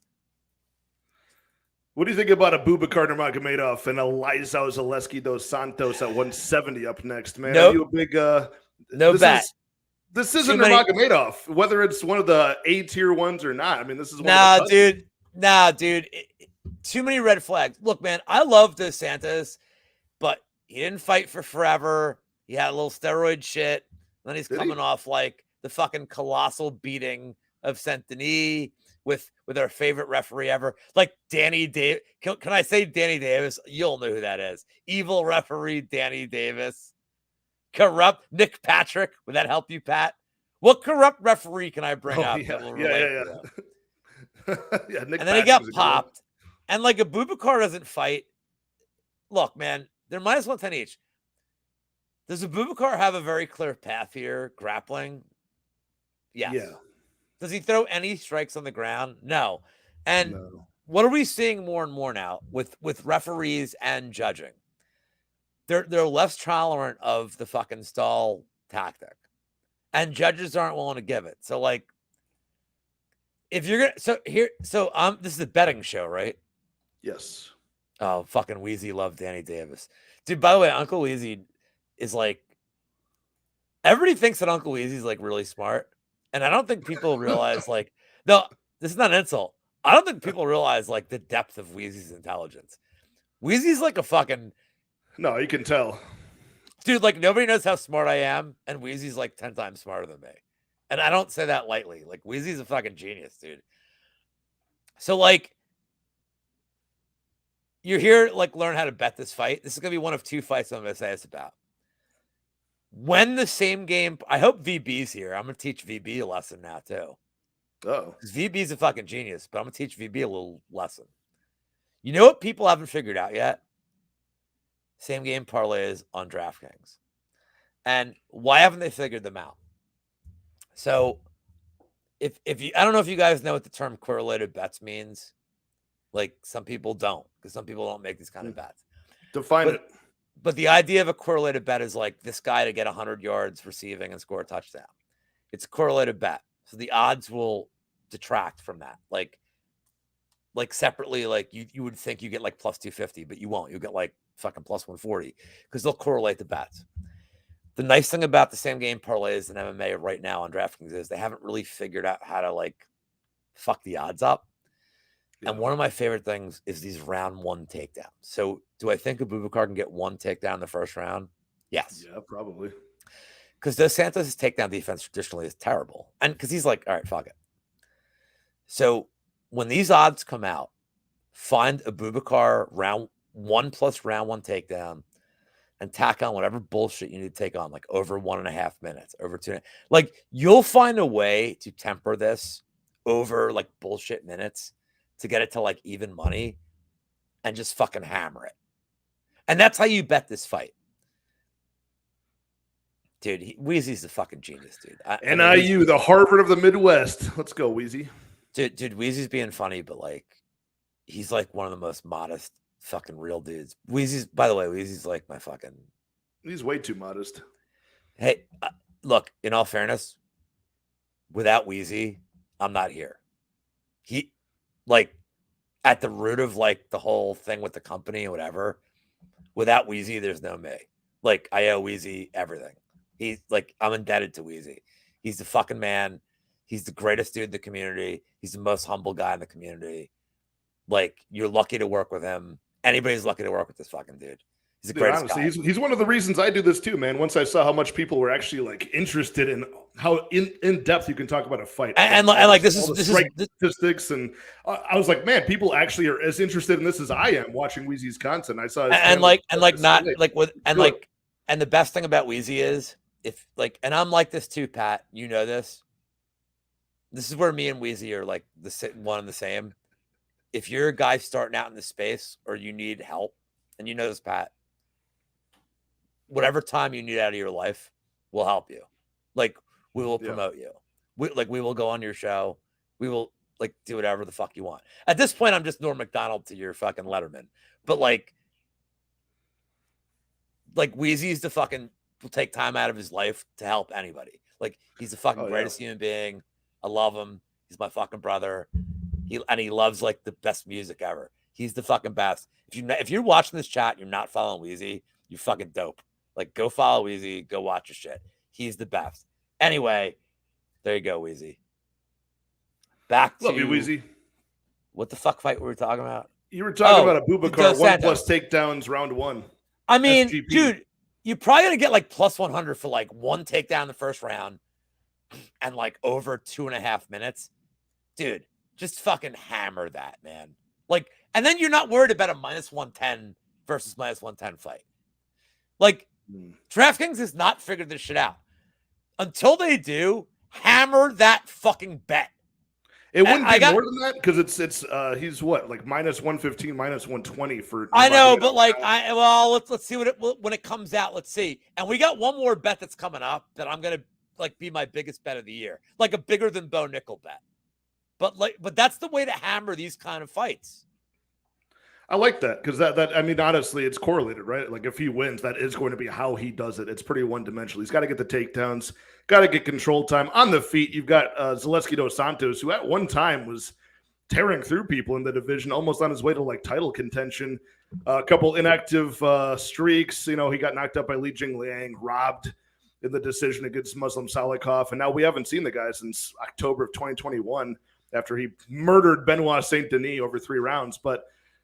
Yeah, if this was back in time, without that layoff, without this clear path of like just the smothering Nurmagomedov style wrestling, I'd be all over Dos Santos. I am picking Nurmagomedov to win this fight. I think he does it by what Lou's talking about, gets the takedowns, but by horseshit boring decision. Yeah, horseshit boring decision that may or may not go his way. I'm not betting this fight unless it's like what Lou was talking about. When the same game parlays drop on DraftKings, I would look for all of those to try to boost this up to a plus money tag. But even then, I don't know if I want to get involved with this, man, because Dos Santos is legitimate. Like, he's got such good striking compared to Abubakar.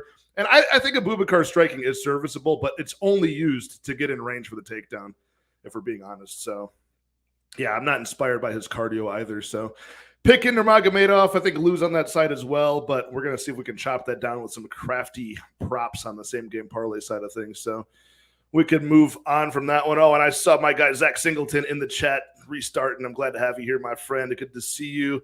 And yeah, man, Uncle Weezy, you're the fucking man. I was drinking, celebrating the fights being over last week, my 1,000 subs, that big milestone. And there was a time I had 20 subs, and Uncle Weezy watched like one of my first videos and shouted me out. Meant a lot to me. Wanted me to. I watched your video and I'm like, I'd kick that fucking dude's ass. Exactly. That's true. So we can move on. What are we doing next? We got something fun next. Is this already time for Mr. Malarkey? Jamie Malarkey taking on Muhammadjan Naimov. I haven't talked about this fight yet because it wasn't yet announced, or it just got announced. I did my full card breakdown. Lightweight bout. Malarkey was probably going to get, embarrassed, thrown around by Guram Kutataladze. Possibly. I think that would have happened. So he went from being the biggest. Guram would have been like the parlay piece for every fucking fight. Dude. Yeah. He'd have murdered Malarkey. I thought so as well. But Malarkey now goes from being the biggest underdog in the card to now like the biggest favorite against Muhammadjan Naimov on 3 days' notice. The Tajik fighter makes his debut. We did see this guy under the UFC banner sort of on the Contender Series in 2020 against Colin Anglin, and he lost that fight by either a unanimous or a split decision. Dropped the ball there. The guy can get taken down a lot, for being a guy from that region of the world. Naimov, against lower level guys, he showed okay grappling, but he gets taken down pretty easily. He gets out-muscled in the cage pretty easily. His striking is sharp. He's just not very active, he's got a nice, rear cross, left hook combo, that nice 2-3. It's sharp, it's powerful, but he's got that nice high kick he just got in his last fight. Was that like a couple months ago in Tough Enough? He knocked a guy out in like less than a minute from a nice right head kick. But he's just, unless he gets that one big punch at the right time, counter strikes, it's just not going to look too good for him in this fight against Malarkey, who's a complete zombie, just moves forward, might, eat a couple punches just to wear you out and melt you as the fight goes on. Cage wrestling, takedowns in almost every fight.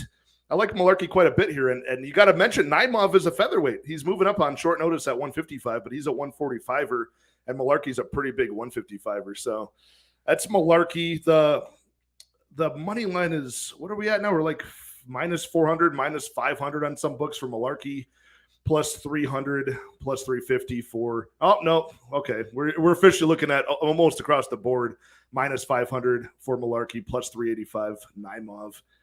Should it be that big of a favorite? I mean, I would expect it to be with short notice and just all of these things I talked about. UFC experience, toughness, the gas tank down the stretch, output. I think it all aims to being minus 500 Malarkey. Anything you want to do with this fight? What are your thoughts on Naimov? Like, when you watch the tape on this guy, what's your opinion on him?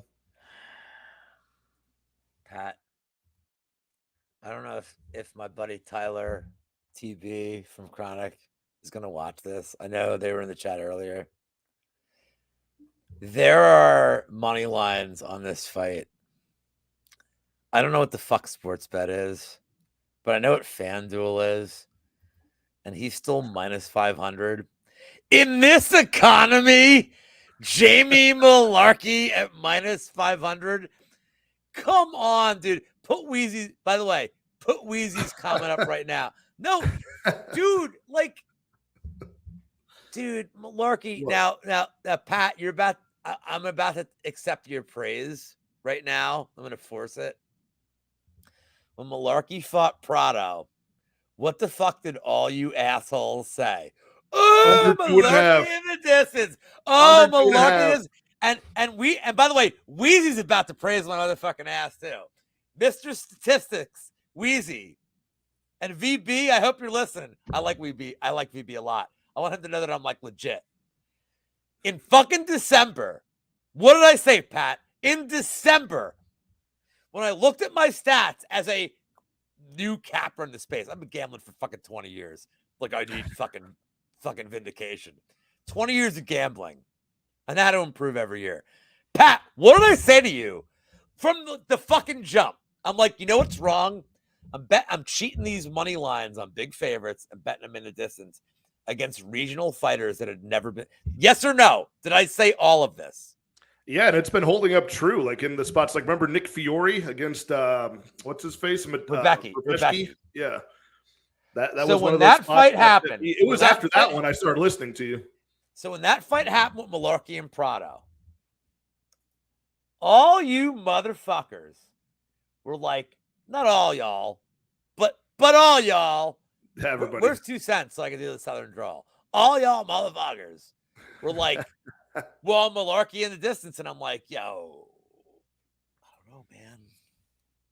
So I looked and I'm like, well, what's Malarkey decision? It's like plus 350. I'm like, fuck that. No value in that bet. That's crazy. That should be so way I more. sat there like an asshole and rooted for everybody to lose to prove my theorem. And when Malarkey took him down in the third and threw no punches, I stood on my couch and I was like, oh my Lord, this is the most boring fight ever. And I applaud it. Terrible. And I'm like, well, I'm right. And I wasn't right because Prado was tough. I was right because Malarkey fucking had no urgency. So, Pat, if you look at Malarkey's tape, now I'm going to give you a real breakdown. If you look at Malarkey's tape and all these, like he's known as a guy who's in firefights. Like he's known as a guy that's in these fucking wild fights.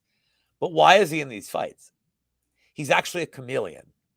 He fights to the style that his opponent wants to fight in. He should have taken Michael Johnson down like 7 times. He did. He's like, nope, let's just fucking stay on the feet. Prado actually initiated the grappling, and he's like, all right, let's fucking go. Oh, there he is. Just my 2 cents here. Yeah, I mean, just my 2 cents thinks he's going to like fuck him up. And like, if you want Malarkey in the distance here against a short-nosed opponent who I think is like, I think this dude's terrible. Like, I think Malarkey probably finishes him. But like, you can't, like, if you're going to parlay him, like, if your name rhymes with Mud Blunny, don't fucking parlay this. Either take him in the distance because you think he's going to murder him, or fucking sit it out, man. Like in this economy. Do we have odds on Into the Distance yet? Probably not. It just but like, well, I'm looking, but dude, is Malarkey the kind of fighter that you should ever lay?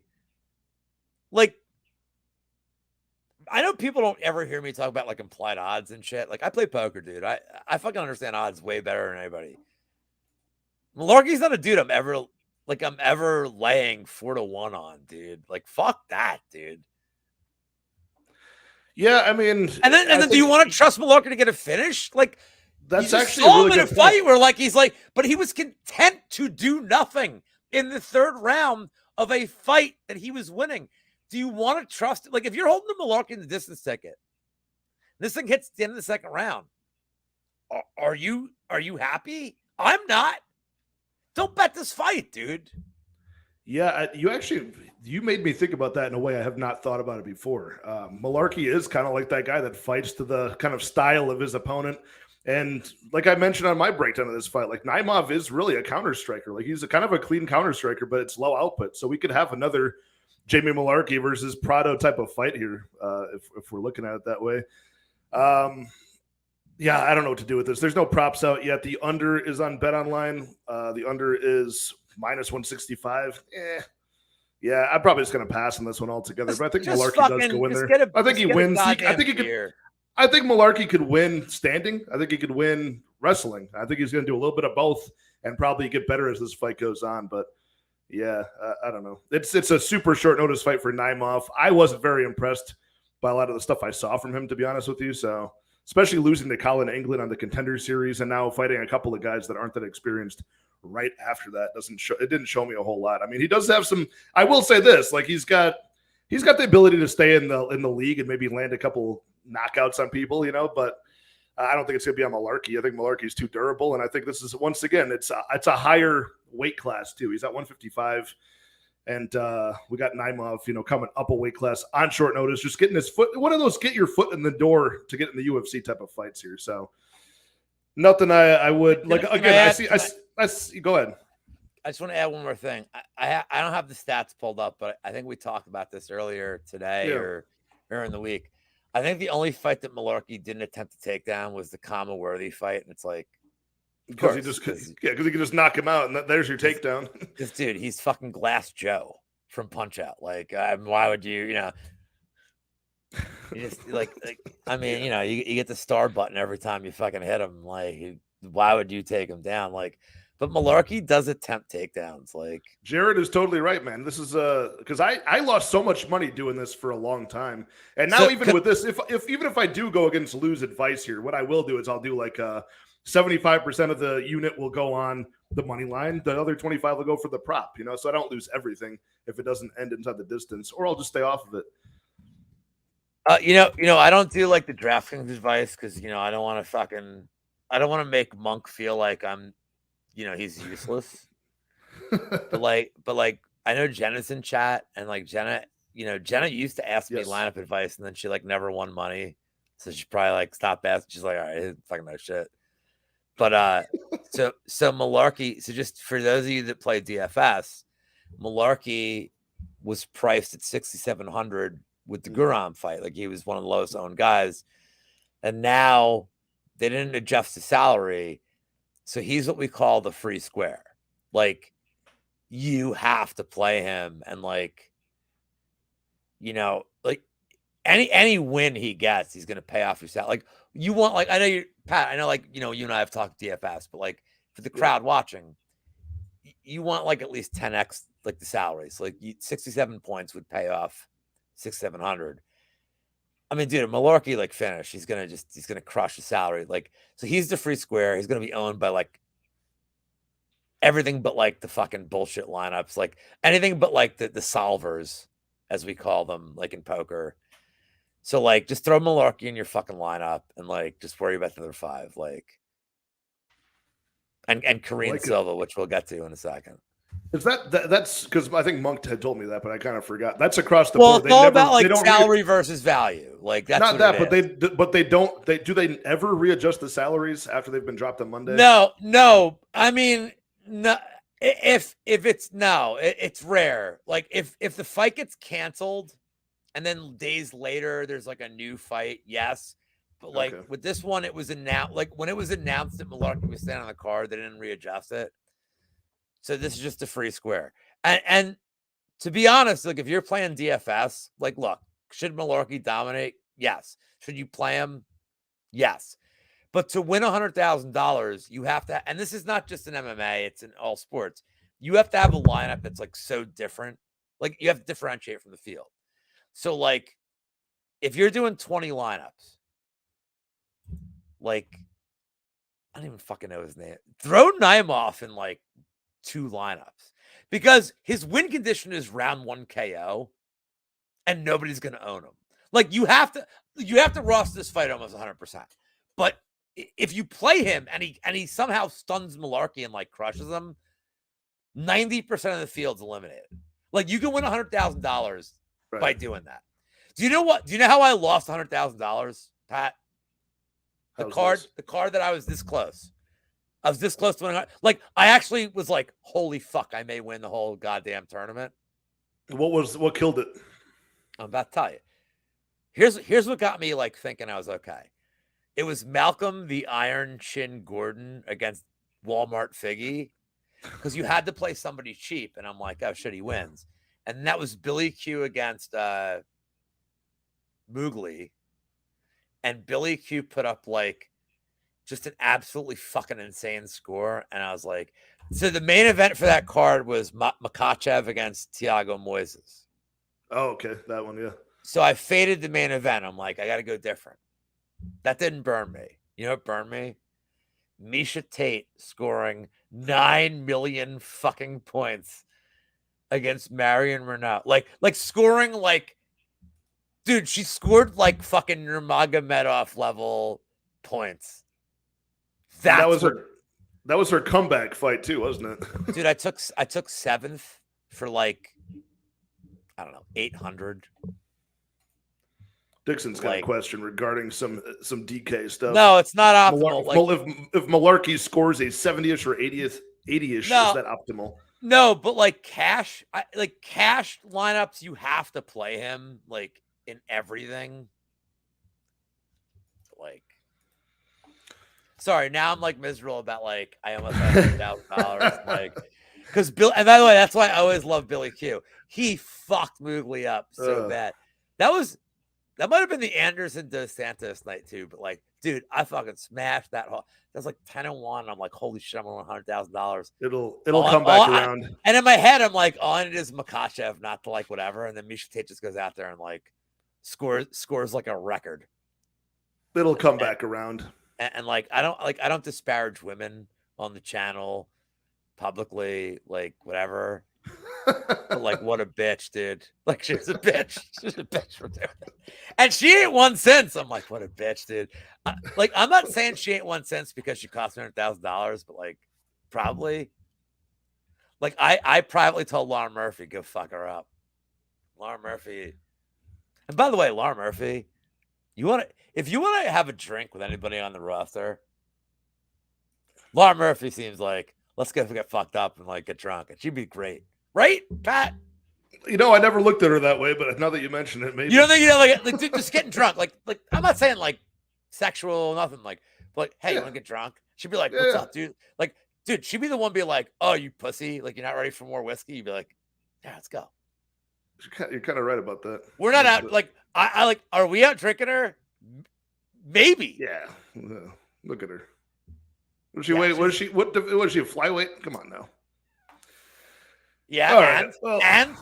Well, let's move on. Speaking of female fights, that was a good segue. We can talk about this women's flyweight fight. Karine Silva taking on Ketlin Souza. Another debutante in Ketlin Souza. Karine Silva with the Brazilian finisher here with 100% finish rate at this point, 15-4. She's never been to a winning decision. She's only been to one losing decision, but good everywhere, man. Good submission skill when she gets to the ground. She's decently big for the weight class. She's got, pretty good Muay Thai, I would say. Oh, nice 1-2, kick, 1-2 body kick or 1-2 leg kick. Ketlin Souza coming from the LFA where she scored that championship belt there. I think it was in January.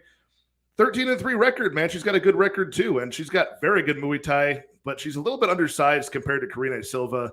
And she doesn't have that ground game. She can get taken down. She can get kind of out cage wrestled.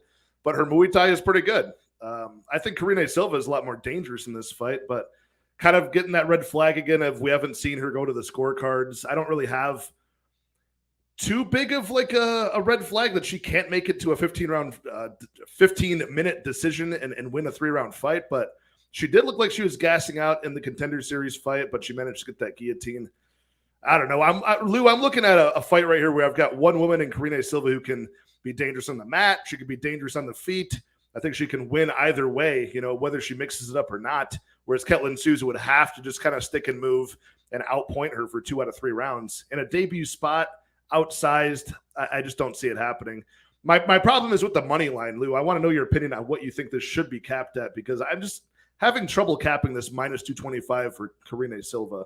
I just think that's a tall price to pay on somebody who, like I said, hasn't gone to the scorecards successfully in a female fight, any division in the female division. I think that's really important to see. For sure, they can actually carry that pace over 3 rounds.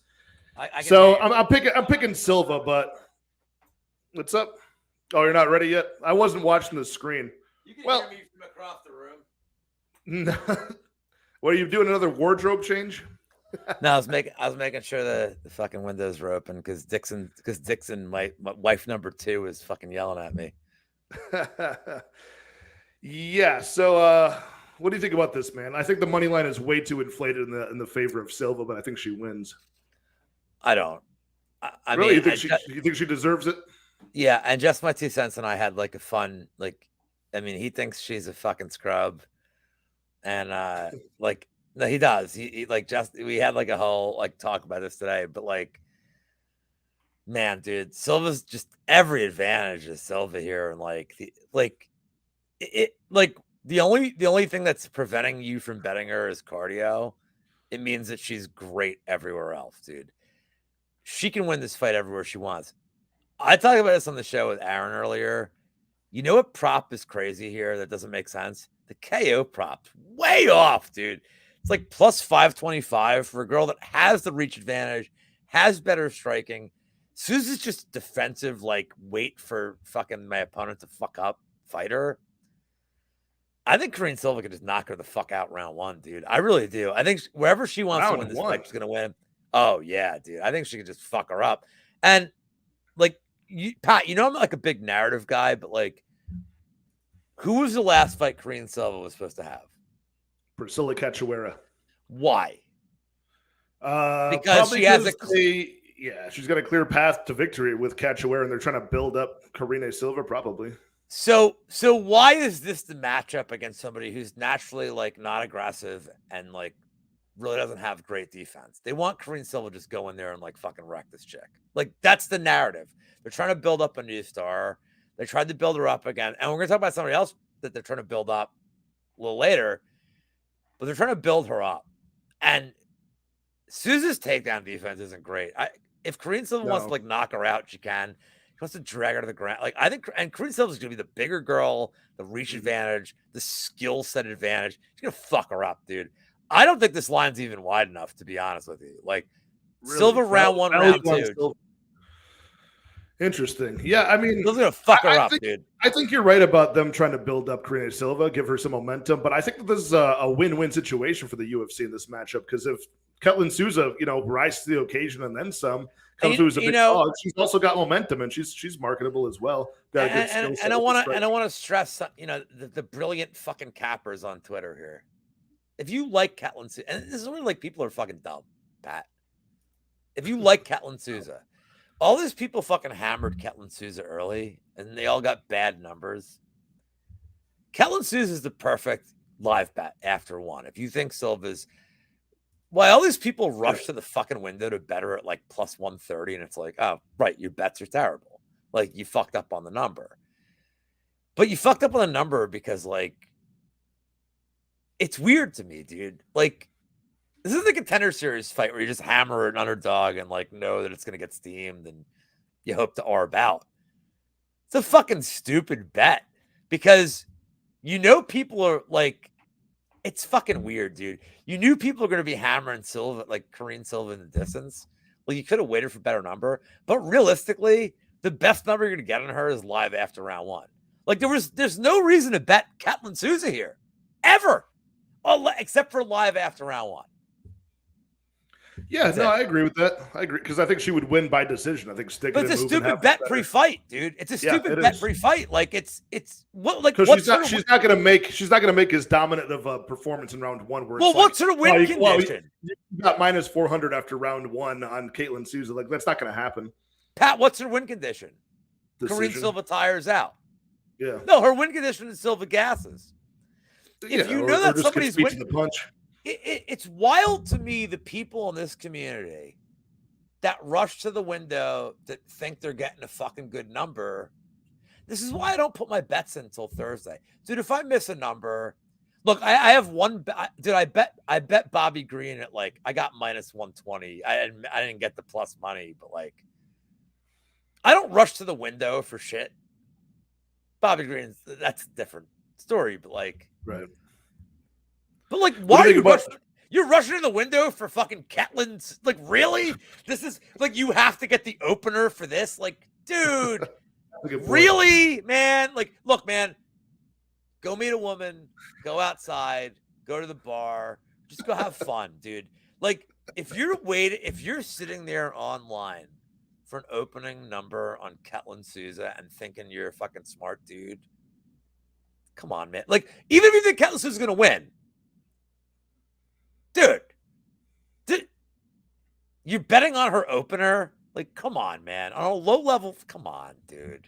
What do you think about Just My 2 Cents talking about the overrated striking? She's slow, suspect cardio, all for what I know about my boy here is he hasn't bet on her yet, and if he's no, hold on, and if he's smart because he listens to me, he listens to the show, dude. We're all sharp guys on Aaron's show. But he's not going to bet the plus 185 yet because he knows he'll probably get like plus 220 by fight day. Like, he knows, dude. That's his side. But he hasn't bet it yet because he knows there's no fucking reason to bet it yet. He's going to get a better number. He's not a fucking idiot. Like, if he likes to, I'm saying this, dude. I'm not talking you off betting her. There's just no reason to bet her yet. The number's only going to fucking get better. And especially after round 1. Dude, you're going to get like plus 500 on her after round 1. There's no reason to bet her yet when she can get annihilated round 1. If you don't bet her and she gets annihilated, you lost 0 dimes. Pat, am I crazy? Like, do I have to educate the unwashed masses on how to gamble? That's crazy. Why you're here. That's why you're here, dude. You're fired up about this fight, man. I like it. I'm fired up about people who are like, oh man, I got a great number on Susan. I'm like, no, all you tards didn't. Because none of you have. Because it's still going up. You're the anti-Gombuses. Man, have you been seeing a lot of Sousa love? I can't even speak on it. I've not been on MMA Twitter looking this week that much. Well, I don't know, man. Like 9 people follow me, 9 or 1,800. I can't remember. Go follow me. I don't know, man. I just read the fucking clout. It's people that are saying it, but like don't bet it because clearly the numbers moving the opposite way. So like it's fucking. I don't want to steal Aaron the Dog's quote. By the way, go follow my friend Aaron the Dog. But he likes to use the term super smart guy. Dude, he's a fucking, I gave a very heartfelt goodbye to that show today because I can't do the new time slot, but they're moving. He's not doing it early afternoons anymore. No, I mean he's my dude, just my dude. I'm gonna I can't do it every week. I have that show has made me so much sharper. Yeah, dude, I'm still learning. I get better every year, man. I'm so much better this year than I was last year. And Aaron and Just My 2 Cents are a big reason for that. Dude, but shout him out. When's the new time slot for Aaron? 5 p.m. Wednesdays. Okay. But Aaron likes to use the term echo chamber of Twitter. Like he likes to use that term, and I agree. But when you see a bunch of people betting one side and that line ain't moving, yeah. So look, if you like the Sousa side, just wait. Just wait till after round 1, dude. You'll get fucking plus 400. Like, dude, why wouldn't you want like plus 400 as opposed to whatever the fucking number is right now? Just wait. Because if she gets murdered in the first round, you didn't lose a fucking penny. That's how you gamble, guys. This is how betting works for those that don't fucking know, dude. I like it. I don't think Ketlin Sousa is that bad of a live bet either because I think she's very capable. Then when you shave that 5 minutes off the clock, now she's got the better part of the fight going in her direction. So I like that. If you give me plus 400 on somebody against somebody who I don't think has great cardio, I don't even care who the plus 400 is. Dude, I got plus 1,000 on the fucking Pleasure Man live in the middle of round 2 against who's the fucking dude he fought? Last fight. I'm sorry, who? The Pleasure Man. Who the fuck was this dude? Oh, Anton Turkey. Didn't he fight? No, who did he fight? He fought the He- Gabrielle, whatever. Gabrielle not going to work here anymore. Whatever the fucking dude.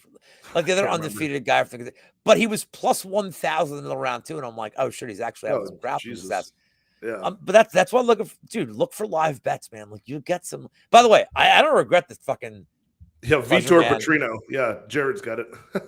But dude, I got plus 1,000 at some point in round 2, and I'm like, dude, he's having some grappling success, and like also, he's got like a weirdly stupid chin. Yeah, I'm just saying that's where live betting's awesome. Like he has like a retardedly good chin. The Pleasure Man. He's a terrible fighter. He doesn't know how to hold down a fighter. Great nickname. He does well. But like, yeah, but holy shit, can that dude take a fucking shot, Pat? That was a wild fight. And that was very shocking. He took shots in that fight that should have like ended his life. And then he went for takedowns. He just couldn't hold the takedowns. But when you see a dude that's like indestructible punch-wise, you give me 10-1 live. Are you telling me you don't take that for a shekel? No, you got to, man. Over time, that'll add up in your favor. So Ketlin Souza live, if she's 4-1 or better after 1, take it.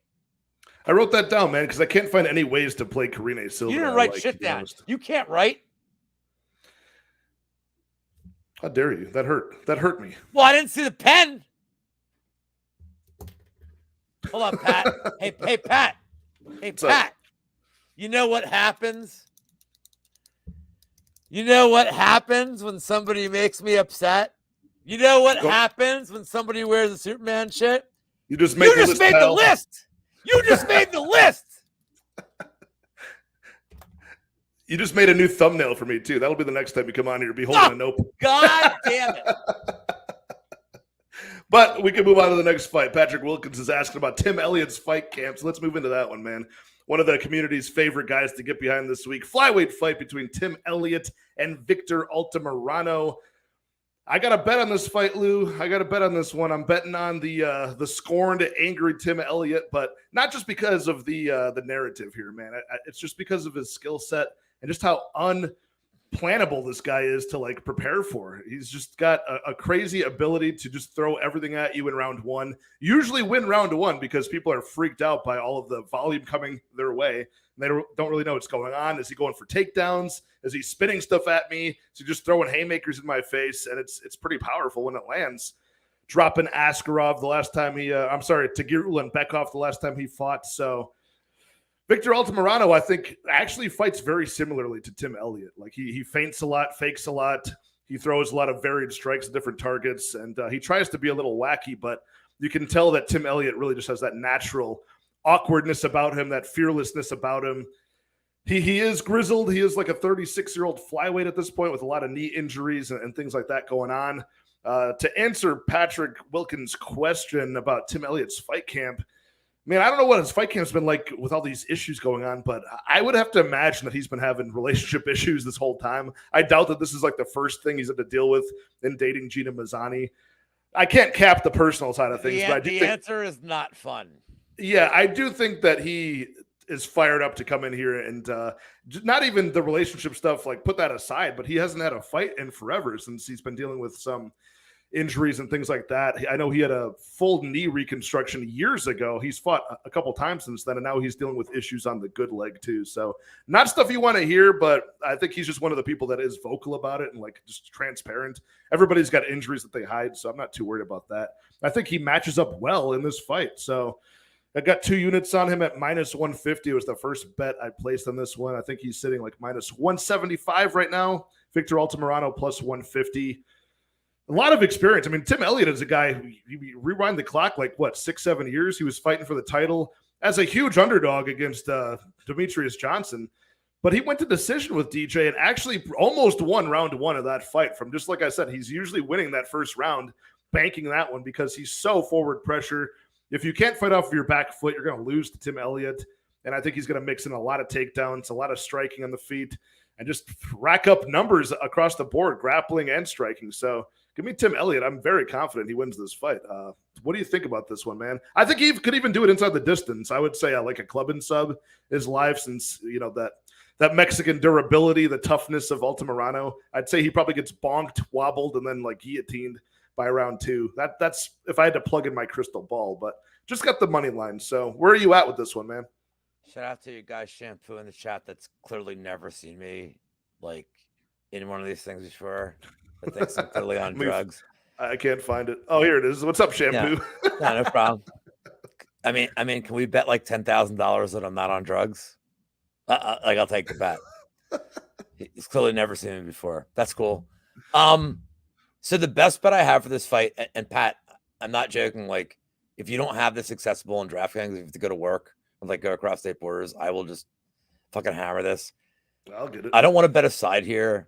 I think Altamirano is like sneaky live. I think Altamirano is like, dude, he's tough. His cardio is good.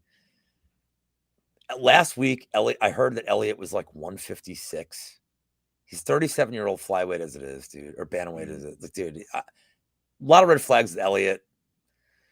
This whole we saw with Dern that divorce is the best base. We saw with JP Buys getting cheated on is not necessarily the best base for MMA. The one thing I can count on here is Elliott round 1 takedown. That's his game plan. Like, that's what Elliott does. He scrambles. Like, for DraftKings purposes, by the way, like, you have to play both, because even whoever Pat, do you think this fight goes distance? Like what do you cap this fight going the distance? 70% of the time, 80? Like, heavily, this fight goes distance, right? Yeah, 60 to 70, honestly. It's a flyweight fight, and I think these guys are both very durable. And Altamirano's got that Mexican tough. Like, dude, he does. He's fucking tough as shit. You and I talked earlier in the week about like that Elliott does all this like pitter patter shit on the ground, like throws enough punches to like get the judges involved. Whatever DraftKings puts for this round 1 takedown for Elliott, plus like again, add whatever fucking time prop you need to get this to like plus 110. There's no way Elliott, because Altamirano, good yeah. Well, I mean, I don't know about that, dude. The knockdown's like dicey. The knockdown's really dicey here, and I love it because it's not correlated. What about Elliott one takedown round 1 plus? What about plus tied for knockdowns? What if they each get one or neither guy gets one? No, man. No, because I think if this fight hits the 3rd round, I favor Altamirano's cardio. By the way, he's an insanely good live bet here, because, like, I mean, and I'm not saying after round 1. I'm saying after round 2. Take a look at Altamirano going into the 3rd round. If you're getting like some crazy fucking number on this guy, I favor his cardio round 3, because Elliott fights at a pace that I don't think he can stand. He's only getting older. Dude, he's making an insane weight cut. These things add up, Pat. Like, that's true. So is that confirmed? Does he always cut that much weight for flyweight? I mean, 30 pounds. But that soon? Oof. This is the 4th time I've seen this. But at 37, Daz files 4 units on Victor Altamirano. I think he sees the red flags that you're talking about. I mean, Altamirano's tough. Is like the biggest red flag with Altamirano. I have 2 red flags with Altamirano. Number 1, he gets taken down easily, and the fact like this is not great. And this is the thing that nobody's talked about. So exclusive to your show, Pat, but not really. The Salvador fight. I had a pretty sizable bet on Altamirano. I like the skill set there. He got the takedowns, and when he got the takedowns in the 1st and the 3rd, you're like, okay, cool. He's gonna just take over this fight. Salvador's get-up game, it's not great. And Altamirano couldn't hold him down. Like, he just didn't get in good positions. There was one time in the 3rd where, like, Salvador's back was just there to be fucking choked. Like, it was. And Altamirano, like, just wouldn't get his hands off his waist, dude. Like, he just, like you could tell he was like, no, I just want position. And Salvador just kind of like, Salvador's a better athlete. Salvador just willed himself up. And I'm like Salvador made that fight way closer than it had to be. If you go back and watch that, I think the Salvador fight is actually a good warm up fight for Victor to fight Tim Elliott. But Salvador doesn't have the scrambling no, that that's Elliott the problem. does. He's just all striking is the now, issue. But now the last thing I want to add to this, we talked about this earlier, is like, I swear to fucking Christ, Pat, people are still capping Elliott from the Demetrius Johnson fight. Like, they fucking look at that. Oh, well, he was competitive. It's like, yeah, that was what? That was like 10 years ago. It was like 2016, I know, I think. But do you agree? Like, people still, like, that's in their memory bank when they look at Elliott. It's in mine. It's in mine, and it is part of. But it should. It's a small part. It's a small part of it, though. But it should be zero. He still fights the same way. But it should be zero part of handicapping this fight, and you know that, but you can't help it. And I think a lot of people fall into that trap. I would say it's just like a product of, like, he's just got such a great resume. Like, he's not going to be, the pressure is not as much like fighting a guy like Altamirano. Like, he's on the down and he's like on the back of his career. Like, this is just another fight for him. He's been at the mountaintop before. He's faced guys like Figueiredo, Askarov, Rival. Like, this is a fight where he can go in there. He knows that he's probably going to trust in himself to just be the forward pressure guy at all parts of the fight. So I like him a lot in this one. And you bring up a lot of good points that go for Altamirano. I don't disagree with that, but what's my boy 138? How are you going to stop him? What's my boy 138 saying in chat? Oh, we got 138 in there? Got Altamirano because fairy tales aren't real. I think Elliott is getting KO'd. Yeah, I mean, that's a big possibility, to be fair, because he leaves a lot of openings, and all that wild forward pressure leaves a lot of counter striking ability. So I'm just saying, and look, so like I'm gonna just construct these things when DraftKings allows, and I always tweet them. You know how I do. I want to know what Elliott 1+ round 1 takedown is, and then like I'll construct the rest. But like, I mean, Elliott's gonna fucking go for takedowns the whole first round. He's got to get one. If you pair it with like whatever fucking time prop, like, this fight's not gonna end the first round unless it's an injury. And then there's one more bet I have on this fight, Pat. I don't have it yet, but it's coming. And Pat, what am I betting here? Murder bags. Yam bag. This is the yam bag special, bitches. Is it going to be from a cage grab, a glove grab, a low blow, eye poke? No, the murder bag is going to come from Elliott repeatedly hitting Altamirano on the nuts from a grounded position and calling him Kevin. And then getting a point and then getting DQ'd. This is the first ever murder bags play. But and it's Southpaw versus Switch. So like, there you go. It sure is. Like, yeah. It checks the boxes in the Wheezy Lou Yambag Institute from the MMA Engine. Dude, Tim Elliott, he checks every box for a murder bags play. Like, I mean, Elliott looks like a dude. Yeah, Yamabagu. Elliott looks like a dude that is like if Elliott kicked Altamirano in the sack 3 seconds in intentionally. Yeah, I mean, all y'all motherfuckers like don't get it, but like when these bets hit, I'm a fucking hero. And I guess Shampoo's gone. He made his fucking comment and then he ran off like a bitch. Like, oh, this fucking dude, yeah, okay, bitch. Or maybe he was 13 and his mom's like, hey man, it's time for bed. It's like fucking late. But yeah, this is your yam bag shot. But I'm telling you guys right now, I will post it Friday when I can, or like whenever they put it up. But whatever this Elliott 1 takedown in the first round, dude. And I've had, Pat, you've seen it. I have had like crazy success with these. Everybody claims Danny Lags is some genius because I let him.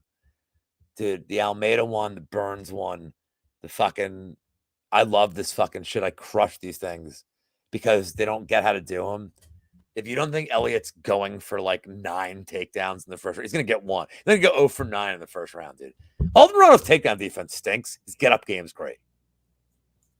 Yeah, and Tim Elliott's he's not a smothering, top pressure. He'll let you back up. Hold on. Let me, I'm not going to factor this into the bet, But can we talk about? I had told you I had a good stat for you, and that we had talked about this earlier in the week that Elliott has all these takedowns, and like his average control time is something like 39 seconds. Yeah, like, it's wild. I know, but like if you're on the Altamirano side, he's a dude that like, yeah, he gets taken down a lot. Like his get up game's good, and Elliott's not a good hold down guy. Like you're talking about his flurry of punches, but like if Altamirano keeps fighting back to his feet and kind of gasses Elliott, like I don't want to bet against Elliott. I want him to like literally commit saccicide here. Yeah. I do. But like, yeah, those are my plays, dude. I'm all for it, man. I don't hate the reasoning. You can back it up. I like the reads. And yeah, there's a lot of people that agree with you in the chat for sure, man. And my guy Paul Brasfield for sure. Parlay King. He thinks the Parlay King, Prince Paul in the house, man. He's thinking that it's going to be Altamirano by knockout. I don't look. I can't defend these claims, man. I know Tim Elliott's a wild man. I do think there is more of a method to the madness than meets the eye, but maybe all of these outside of the cage antics with Gina Mazzani and whatnot is really going to force him to. Maybe that forces him to like kind of be sloppier, kind of be overly aggressive, maybe chase a bonus or a fight of the night, and that might not lead to success. So we'll see, man. But I'm excited for that fight. Fucking Tard's calling me a bum. He's the one spending his time. He's the one spending his time like a dummy, looking for betting advice. You bum. Dumb. What a dope. Nice burner, son. I like you, Shampoo. Anybody that antagonizes Lou, I'm on your team. He's the one that took time out of his fucking life to use his parents' computer to watch us tell him how to bet. You know, Justin Viegas saying real men got thick handlebars. Justin, not tiny skinny ones like Ian McCall. Hey man, Justin and I go at each other all the time. Justin's a fucking real one that supports all of us. Like I love Justin. Justin's always.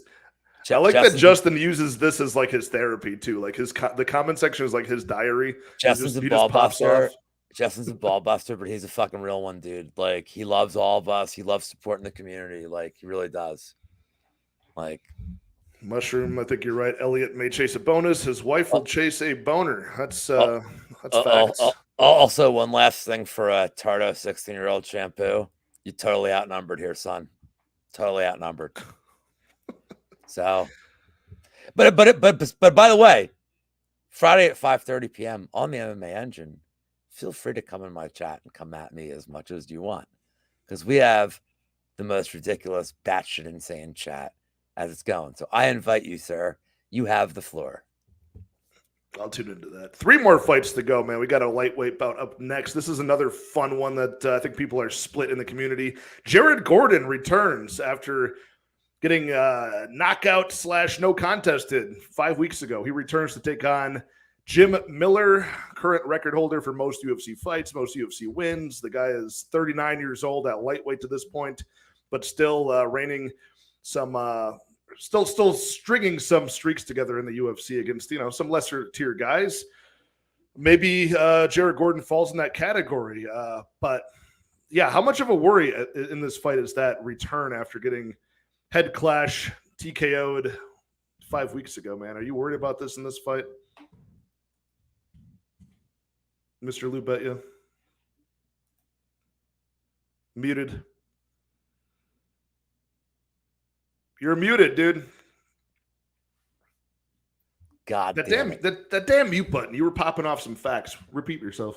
It's weird. It's where the internet tries to mute me. I'm a Miller stan. I fucking love Jim Miller. I mean, there's a lot of people that I think are sharp that are on the Gordon side here. They're looking past like the headbutt, like, and I get it. Dude, don't tell me on this. This is like, there's no real breakdown here. I just fucking love Jim Miller, man. I think that Miller early,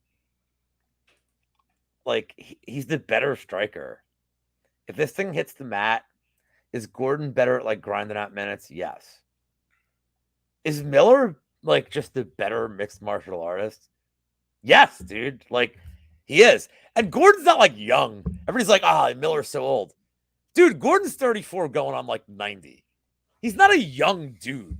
Like, and he doesn't fight like a young guy either. And his chin is about 60, 65. And he just, and look, man, the whole, like, let's talk about this Bobby Green thing. Like, yeah, it's a weird thing, but that was ugly. Ugly looking. And he's fighting like less than 2 months later, man. Because Jim Miller, who, like, look, how does Gordon win this fight, Pat? He takes him down immediately and, like, just kind of, that's what he does. If this thing's on the feet for the first 5 minutes, can Miller just fuck him up immediately?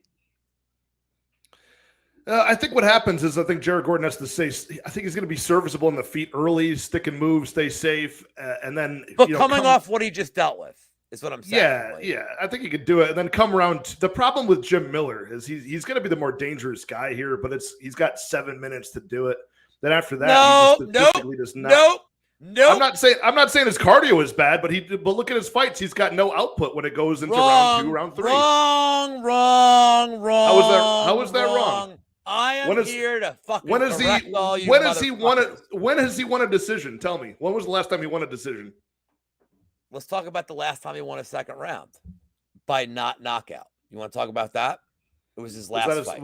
His last fight against Alex Hernandez. Yeah, I mean, but come on, it's another guy who burns himself out and It's against a dude who's like so much younger than him and so athletic. Jim Miller. Yeah. And by the way, do you know how I know that he won the second round? Go on MMA Decisions. I don't need to put it up. I looked at it today. Go on MMA Decisions and look at what they thought the score of that fight was. You know what you're going to find? 29-28. You're going to find 29-28 Miller, half of them, and 29-28 Hernandez. Do you know why? Because everybody thought Jim Miller won the fucking second round. Now, if he lost the first round to Alex Hernandez, a dude who is way younger and is known for a huge pace in the first round, no shame in that. This whole Jim Miller has no cardio past 5 minutes is fucking horseshit. And go look at his last 6 fights. I don't think he has no cardio. He just doesn't have the output. So what good is it? He's not. Jim Miller doesn't have the output. Okay. Not in round 2, round 3. Oh, well, Pat, you're right. Jared Gordon's known as a fucking output machine. Not really, but he mixes things up well. My question is, well, why can't Jim Miller win the first 10 minutes of this fight? No, he can, and I think he could knock him out. I think his path, though, is historically right now. It's been since 2016. He gets the finish in under 1.5, or he loses the fight. That's just the way it goes. I think Jim Miller could fuck him up. Yeah, I think a KO prop at a crazy number against a guy who was just literally had his head rattled less than 2 months ago is crazy. And I think Miller is the more skilled martial artist here. And his cardio concerns are overblown. So I agree with you there. I think the cardio concerns are overblown. It's just the guy, if you just look at it, he has not won a decision since 2016. That was the last time. Otherwise, he goes. Well, it ain't going to decision. The fight. Yeah, I agree. I agree with that. I think on the path to UFC 300, Pat. And don't tell me you don't want this. I would love this. I'm a huge Jim Miller fan. I even liked his brother Dan. I think they're fantastic, dude. Bloody wars year after year, and I want him to go to UFC 300. And this is definitely like almost like a tailor-made matchup if you were to win this fight. I happen to be on the Jared Gordon side just as a pick because I'm not for like the one punch. Because you're the worst. Side. I am the worst, but I'm not betting this fight. If I were to bet this fight, it would be Jim Miller by finish. I would have to say. And it's good. You're getting a good number, dude. Look, Gordon decision, Miller in the distance.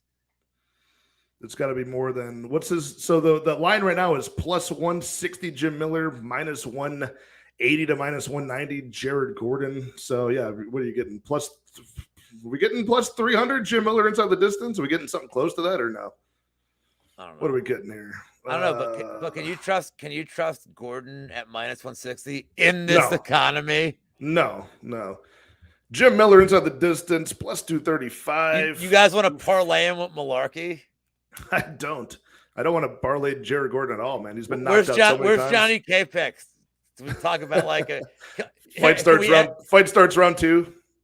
Can we? Yeah, but hey guys, tack on over 0.5 rounds in the Reed fight. Just to get that bump of 8 cents. Yeah, people are talking about. I've seen Gordon say these things that he had concussion symptoms to get over, and he was 193 when he took the fight. Yeah, I mean, look, it's tough to back. I wanted to back Jared Gordon. Put my money, VB's but comment up there. can't do it. Let's go. Where are we at here? Let's go. Miller, it's dog or pass here, 100%. Gordon at minus 190 is insane to me. No, that's Bananas, very true. dude. That's Bananas. very true. For the old guy culture, Pat. What's up, Bufo on the beat? Saying I just spoke with Jim Miller at shop right down the street. He said he's ready. Well, I hope he is ready. I hope he's not getting there unprepared. Dude, you know who used to work with the Giant in Willow Grove, Pennsylvania? The drummer from the E Street Band, from Bruce Springsteen. That's it. Yeah, that's the closest brush I've had to fame since. That's the closest brush I've had to fame since fucking Phyllis Diller. Since Caitlin Chukagian was at ShopRite in your town, isn't she by like an hour away? She's the pride of Quakertown, Pennsylvania, and she looks like Quakertown. But can we talk about Miller finish only minus 1? Can we talk about how I took Phyllis Diller out to a nice seafood dinner and then never called her back? We could. We got a co-main event up next, don't we? We have a. This is an incredibly interesting fight, dude. Bruce Leroy Casares versus Daniel Pineda, co-main event, featherweight fight. I don't have many favorites left, but Bruce Leroy has always been one of my favorite fighters on the roster. I like him a lot, man. He's got a flashy striking style, and over the years, he's really shored up that BJJ part of his game. And he's kind of had like a who did we just talk about that had like a soft well, I mean, Jim Miller in some aspects, but also Andre Arlovski. Like, you get like this giant win streak. I think Casares is on a 5-fight winning streak. 4 of those not very impressive. Then he managed to squeak out the one against Sungwoo Choi. I would imagine he knocked out fucking Juicy J. Yeah. He came off that knockout of Juicy J. Nice by looking at him. Looked at him, fainted a left high kick and it miraculously knocked out the chin made of pixie dust and glass. I mean, Daniel Pineda I think he's better than people give him credit for. I think he is a good dog on this card, to be honest. I haven't bet him yet because he is kind of a gas bag, but I don't know. I just can't see this fight going to the scorecards, and I can't see Alex Casares getting it done inside the distance at a high percentage. So it really does leave me to believe that I think Pineda could probably get like a club and sub at some point in this fight, overwhelm him early, beat him up, make him uncomfortable in the small octagon. Alex Casares would have to stick and move the whole time and just outpoint him. I don't see him ever getting the finish. So, I mean, am I wrong on this one? I forgot we did talk about this a little bit before the show, but man, do you think Pineda gets this one done? It's okay. So Mushroom already like fucking spoiled my shine here. Like, this fight ends a submission prop. It's plus 185. That's not bad. It's the widest of the 3, like, and it's crazy to me because Casares, like, his head's like made of fucking. I don't care about like the wiki capping here. I just know Casares is like fucking brick head. So let me cap this the real way. I have to show people like I know, like I actually watch fights. If you look at Casares's, like, I don't want to go back all the way. By the way, kudos to him, dude. This is his 28th. No, I don't give a shit. I just like I fucking whack one off no matter what I ate, like steak, whatever. Congratulations to Casares. This is 28th fucking fight in the UFC. I can't believe it. That's incredible. If you look at this winning streak, okay, and can we let's take the Arosa fight out because Arosa is just a fucking bum. Like at this point, like he's a fucking bum. No shame in using it, Sadiq Youssef. They stayed at distance. Youssef just fucking pieced him up. Sungwoo Choi had some success, got choked. Kevin Kroom, terrible. Springer, terrible. The Chase Hooper fight's interesting to me here because all he did was stay at distance, piece him up, piece him up, piece him up. That's how Casares wins fights. I don't want to go as far back as like the Jason Knight fight, but anytime somebody gets it in fucking Casares' face, he sucks. What do you think Pineda's going to do round one here? If you like Casares, by the way, another perfect live bet. He's going to be plus 250 after one. Pineda's not going to let him just stay at distance and have this fight he wants. Pineda's going to be a fucking psychopath and get right in his face and try to fucking beat his ass. So if Pineda wins, it's early sub. It's like first 7.5 minutes. It's Pineda and under 1.5 1 rounds. It's probably the best number you're going to get on DraftKings. But just live bet Casares. Like, all right, Pat, like, you're a handicapper. What clip does Casares win round one? Because I think Pineda wins round one at 90% of a clip. Yeah, I give him about 80%. Yeah, I think he's going to be all pressure in the face of Casares, and Casares would have to have the perfect counter striking to avoid that. He'd have to hit him with a counter or jump on his back and backpack him the whole time, which in round one I don't think is going to happen. So if you think Pineda wins at more than a 50% clip, and I think it's higher than that. Yeah, much higher than that. Then don't bet Casares pre-fight. Because after round one, you're going to get, and he's going to have the cardio advantage. But you're going to get Casares at plus money after round one. Like, no doubt. There's no reason to bet him pre-fight. He is a perfect live bet guy. And if this thing gets past the first round, forget about the Tucker Lutz fight. Tucker Lutz stinks. Like, Tucker Lutz is not a UFC level fighter. And Pineda just steamrolled him. He's on all the asparagus. I get it. I was so wrong in that fight, by the way. I was so confident Tucker Lutz would get that one done. Luckily, he was priced out, for betting on him, but I really thought he'd get that one done. I'm really excited to follow Shampoo's 2 followers created in May 2023 Twitter account. Fucking tard. What's up, 5K Auto? He's the guy betting $3 a fight, looking for fucking freebies here. Just bet Casares live after one, dude. Like, just bet him after one and get a better number. There's no reason to bet Casares pre-fight. Like, there's zero reason. He's not winning round one finish. Could he get, like, yeah, I know, Just My 2 cents went back and forth this today. Like, he thinks Pineda's a bum. And I'm not, like, trying to talk people off the ledge. I'm just saying, if you like Casares, like, there's zero, like, what? Pat, cap me on Casares round one win here. Dude, 1%? I don't think it's going to happen. I would say he wins. I would say around 25% he could do it. Like I said, he could either get the backpack, end up in a position. You think round one finish is 25%? No, just winning round one, not in round one. No, round one finish. Oh, man, yeah, 1%, 10%. So why not wait, dude? And look, what's Casares after round one? He's not going to be minus 600. Like, there's. Like, what's Pineda's win condition? First 7.5 minutes. So just wait, dude. There was like just no reason to bet Casares now. Like, just wait. If he survives the first round, he's probably the greatest live bet you're ever gonna get, dude. He's like a Billy Q version live bet here, dude. Easy. So I favor Pineda because I think he's not gonna give like Casares the fight he wants. He's gonna crowd him. He's gonna make him uncomfortable. He's going to do a fuck ton of damage to him after round one, too. And then Casares plus 250.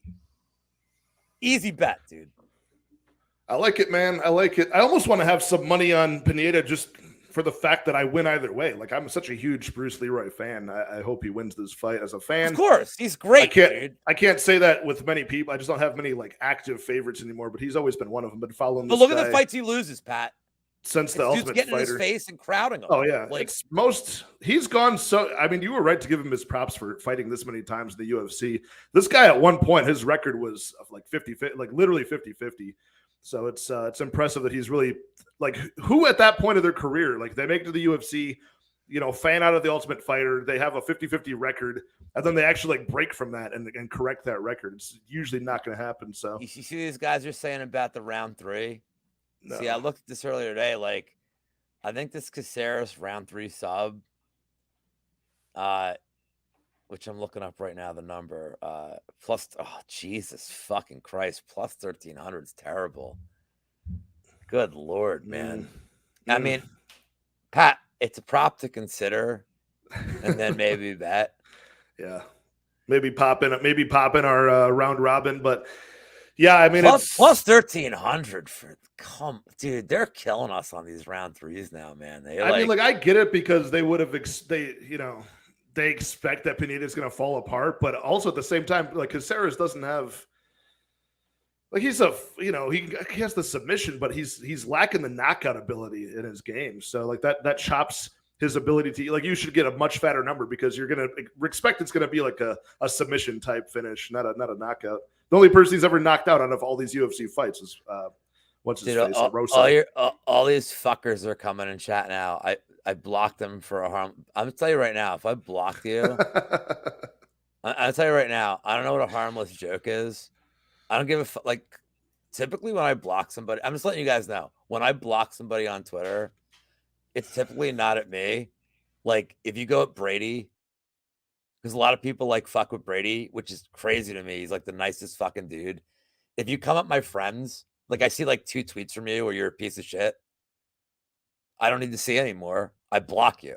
Like, I don't block a lot of people. If I block you, you're probably a piece of shit.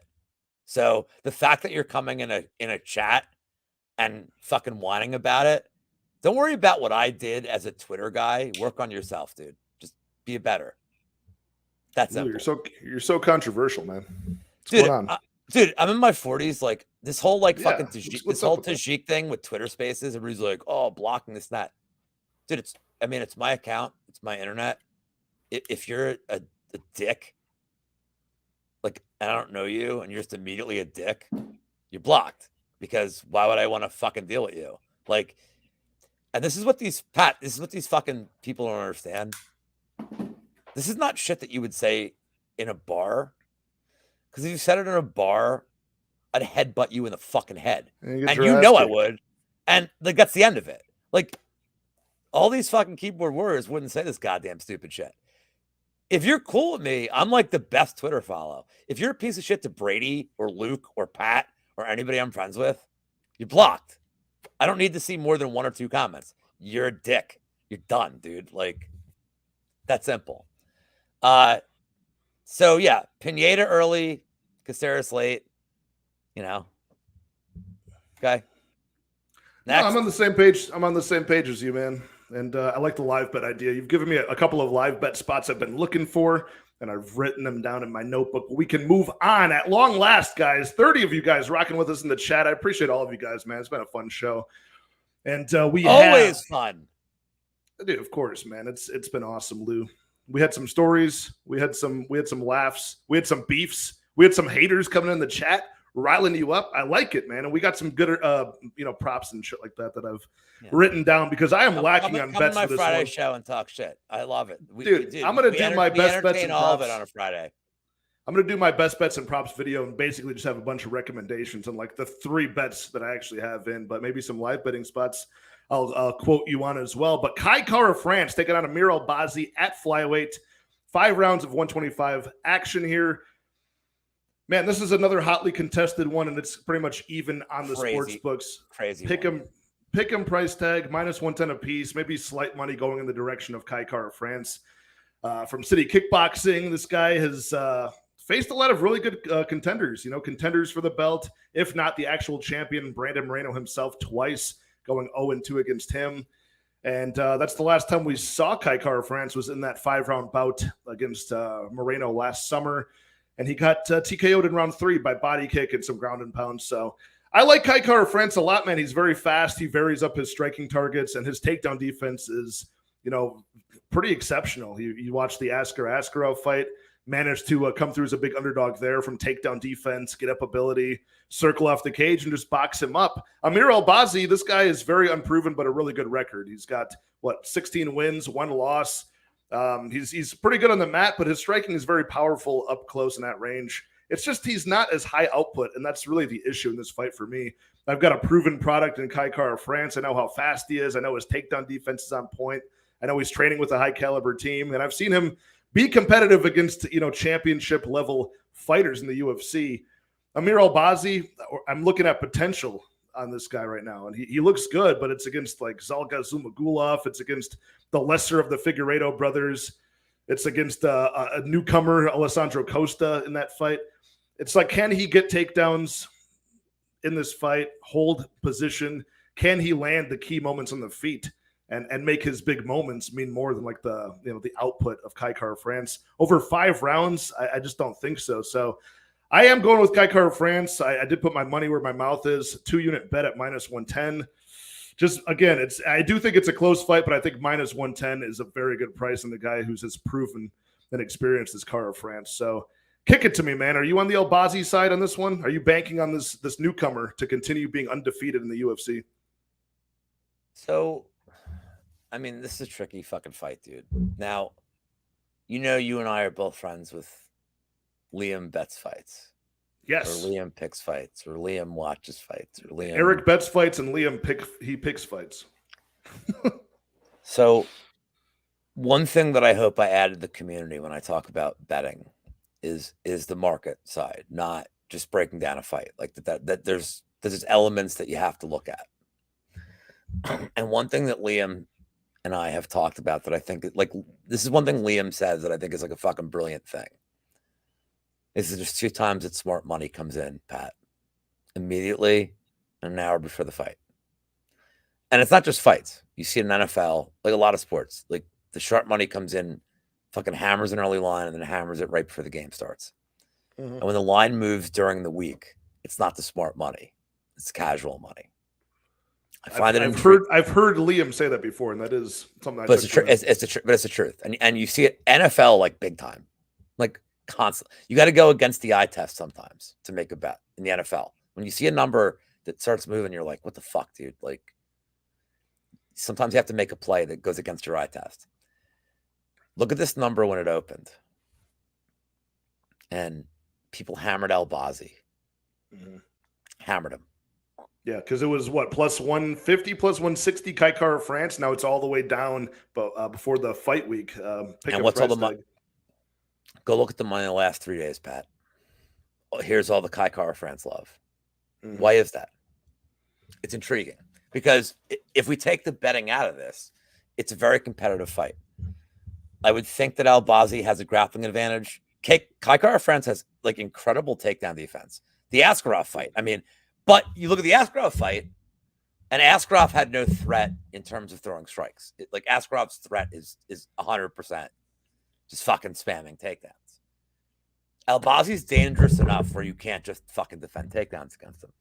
Now, I brought this up today on Aaron's show, and I feel like we're not talking about the skill set here, but Pat, I feel like this is like super important. So they've been trying to pair Albazi up against fucking everybody, dude. High-level guys, too. High-level guys. Okay, but like what's happened, dude? Like Paiva canceled. Like Zumagulov, Zalgas, the People's Champion. Like the Ode Osborne fight, I'm not like really sure what happened. Elliott withdrew. Alex Perez. Breaking news, Alex Perez withdrew from the fight. But Perez withdrew. Brandon Royval withdrew. They gave him Alessandro Costa. That was like super short notice. Just they had to get him on a fucking card. They're trying to get this dude on a card. They love this dude, man. They love his fucking skill set. They think he's going to be awesome. Extreme Couture is a good camp. Like, dude, they've been waiting to promote this guy. Like, Pat, I don't love these. Speaking of camps, you mentioned camps. Albazi might be on that Sarah Longo Ipo, the erythropoietin. He's been working with Aljo and his minion. Who's his minion? Is that Mr. Marab? I assume.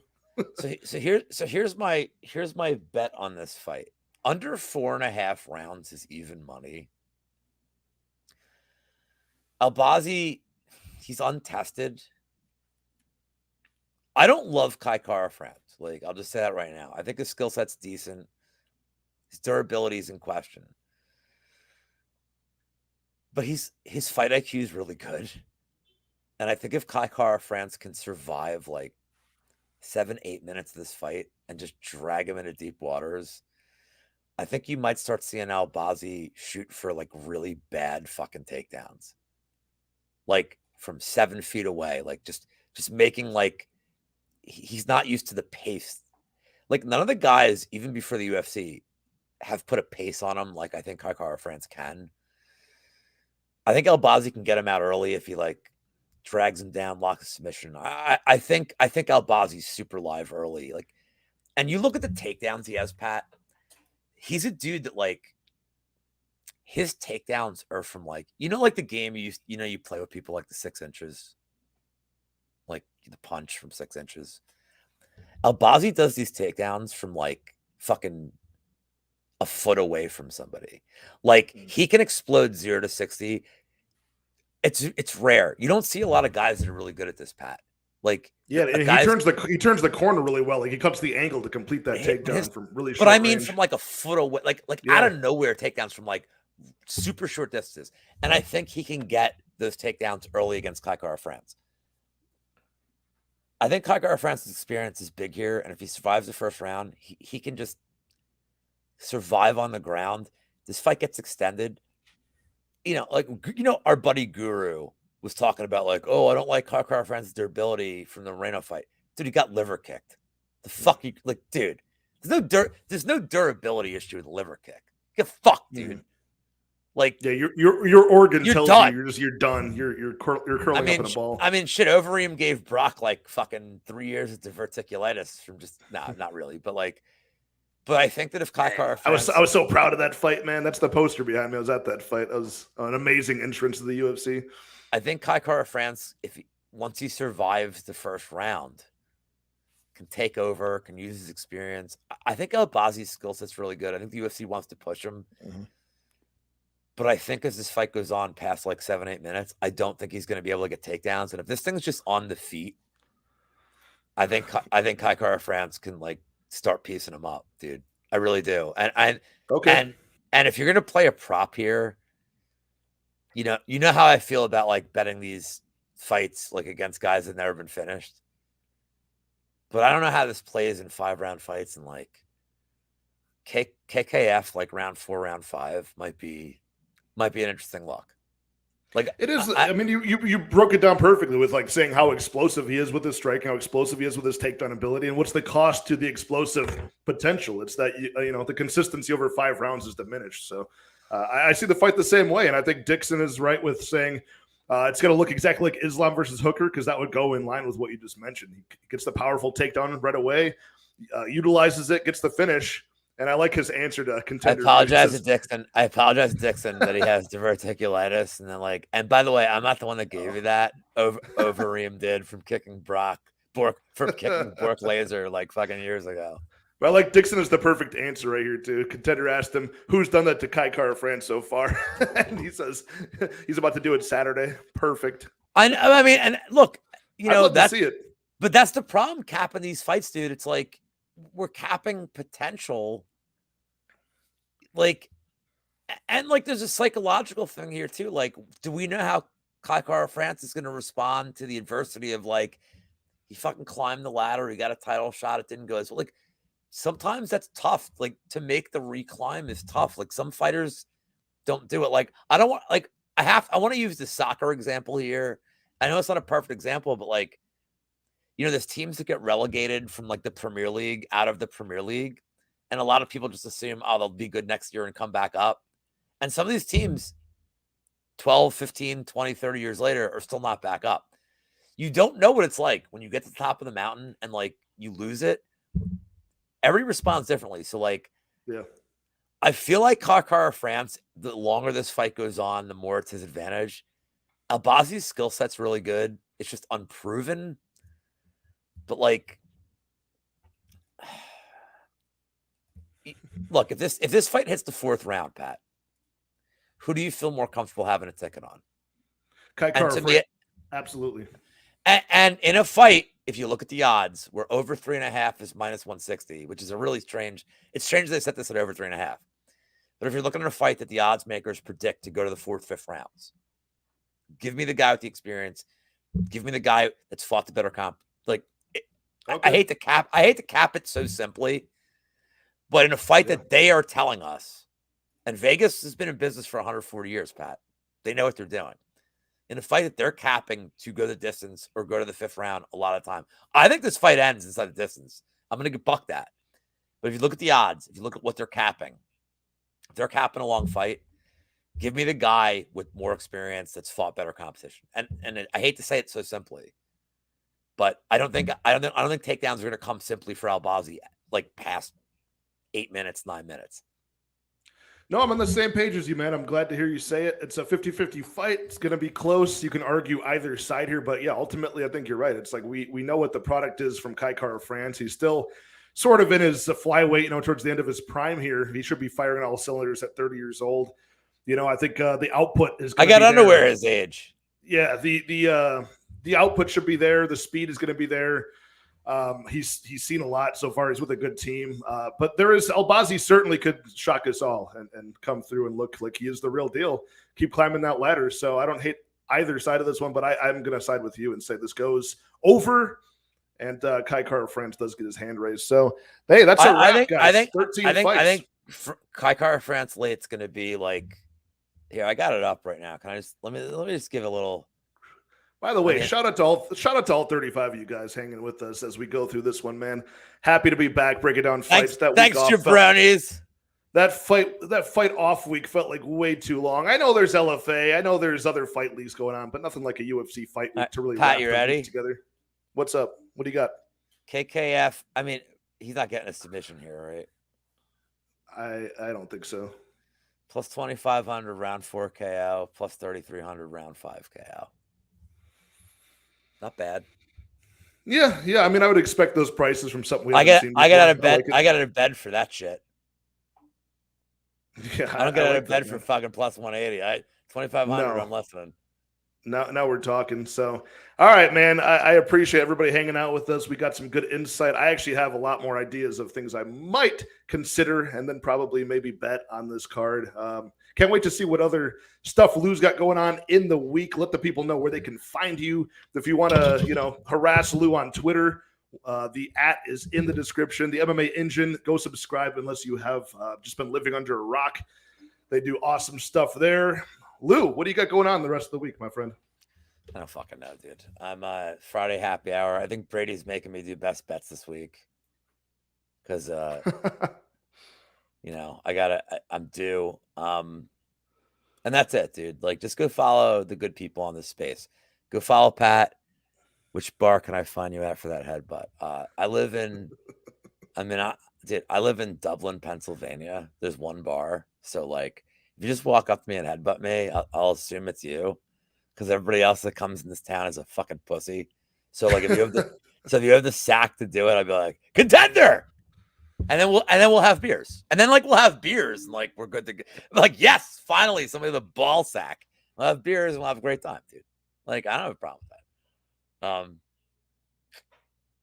Yeah, I gotta do the prop show with Gordo. If I hadn't been racially profiled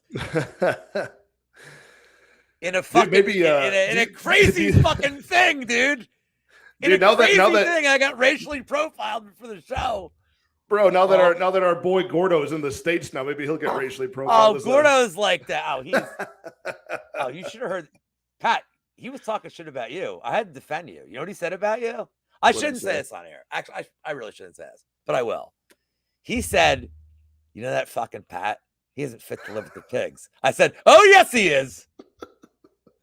That sounds like exactly something Gordo would say. Hey, guys, Mickey Mantle was good at 2 things: drinking and playing drunk baseball. I had to get my Norm in, dude. I didn't get any Norm in. Need to get that in a poster. I didn't get any fucking Norm McDonald in the whole show, dude. You know how people have like those like live, laugh, love things like around their house? I need just all Norm quotes. Yeah, they are the worst. All right, you guys. Pleasure hanging out with all of you. I will see you guys all very, very soon. I'll have that best bets and props video out soon. Good luck and enjoy the fights, everybody. Cheers.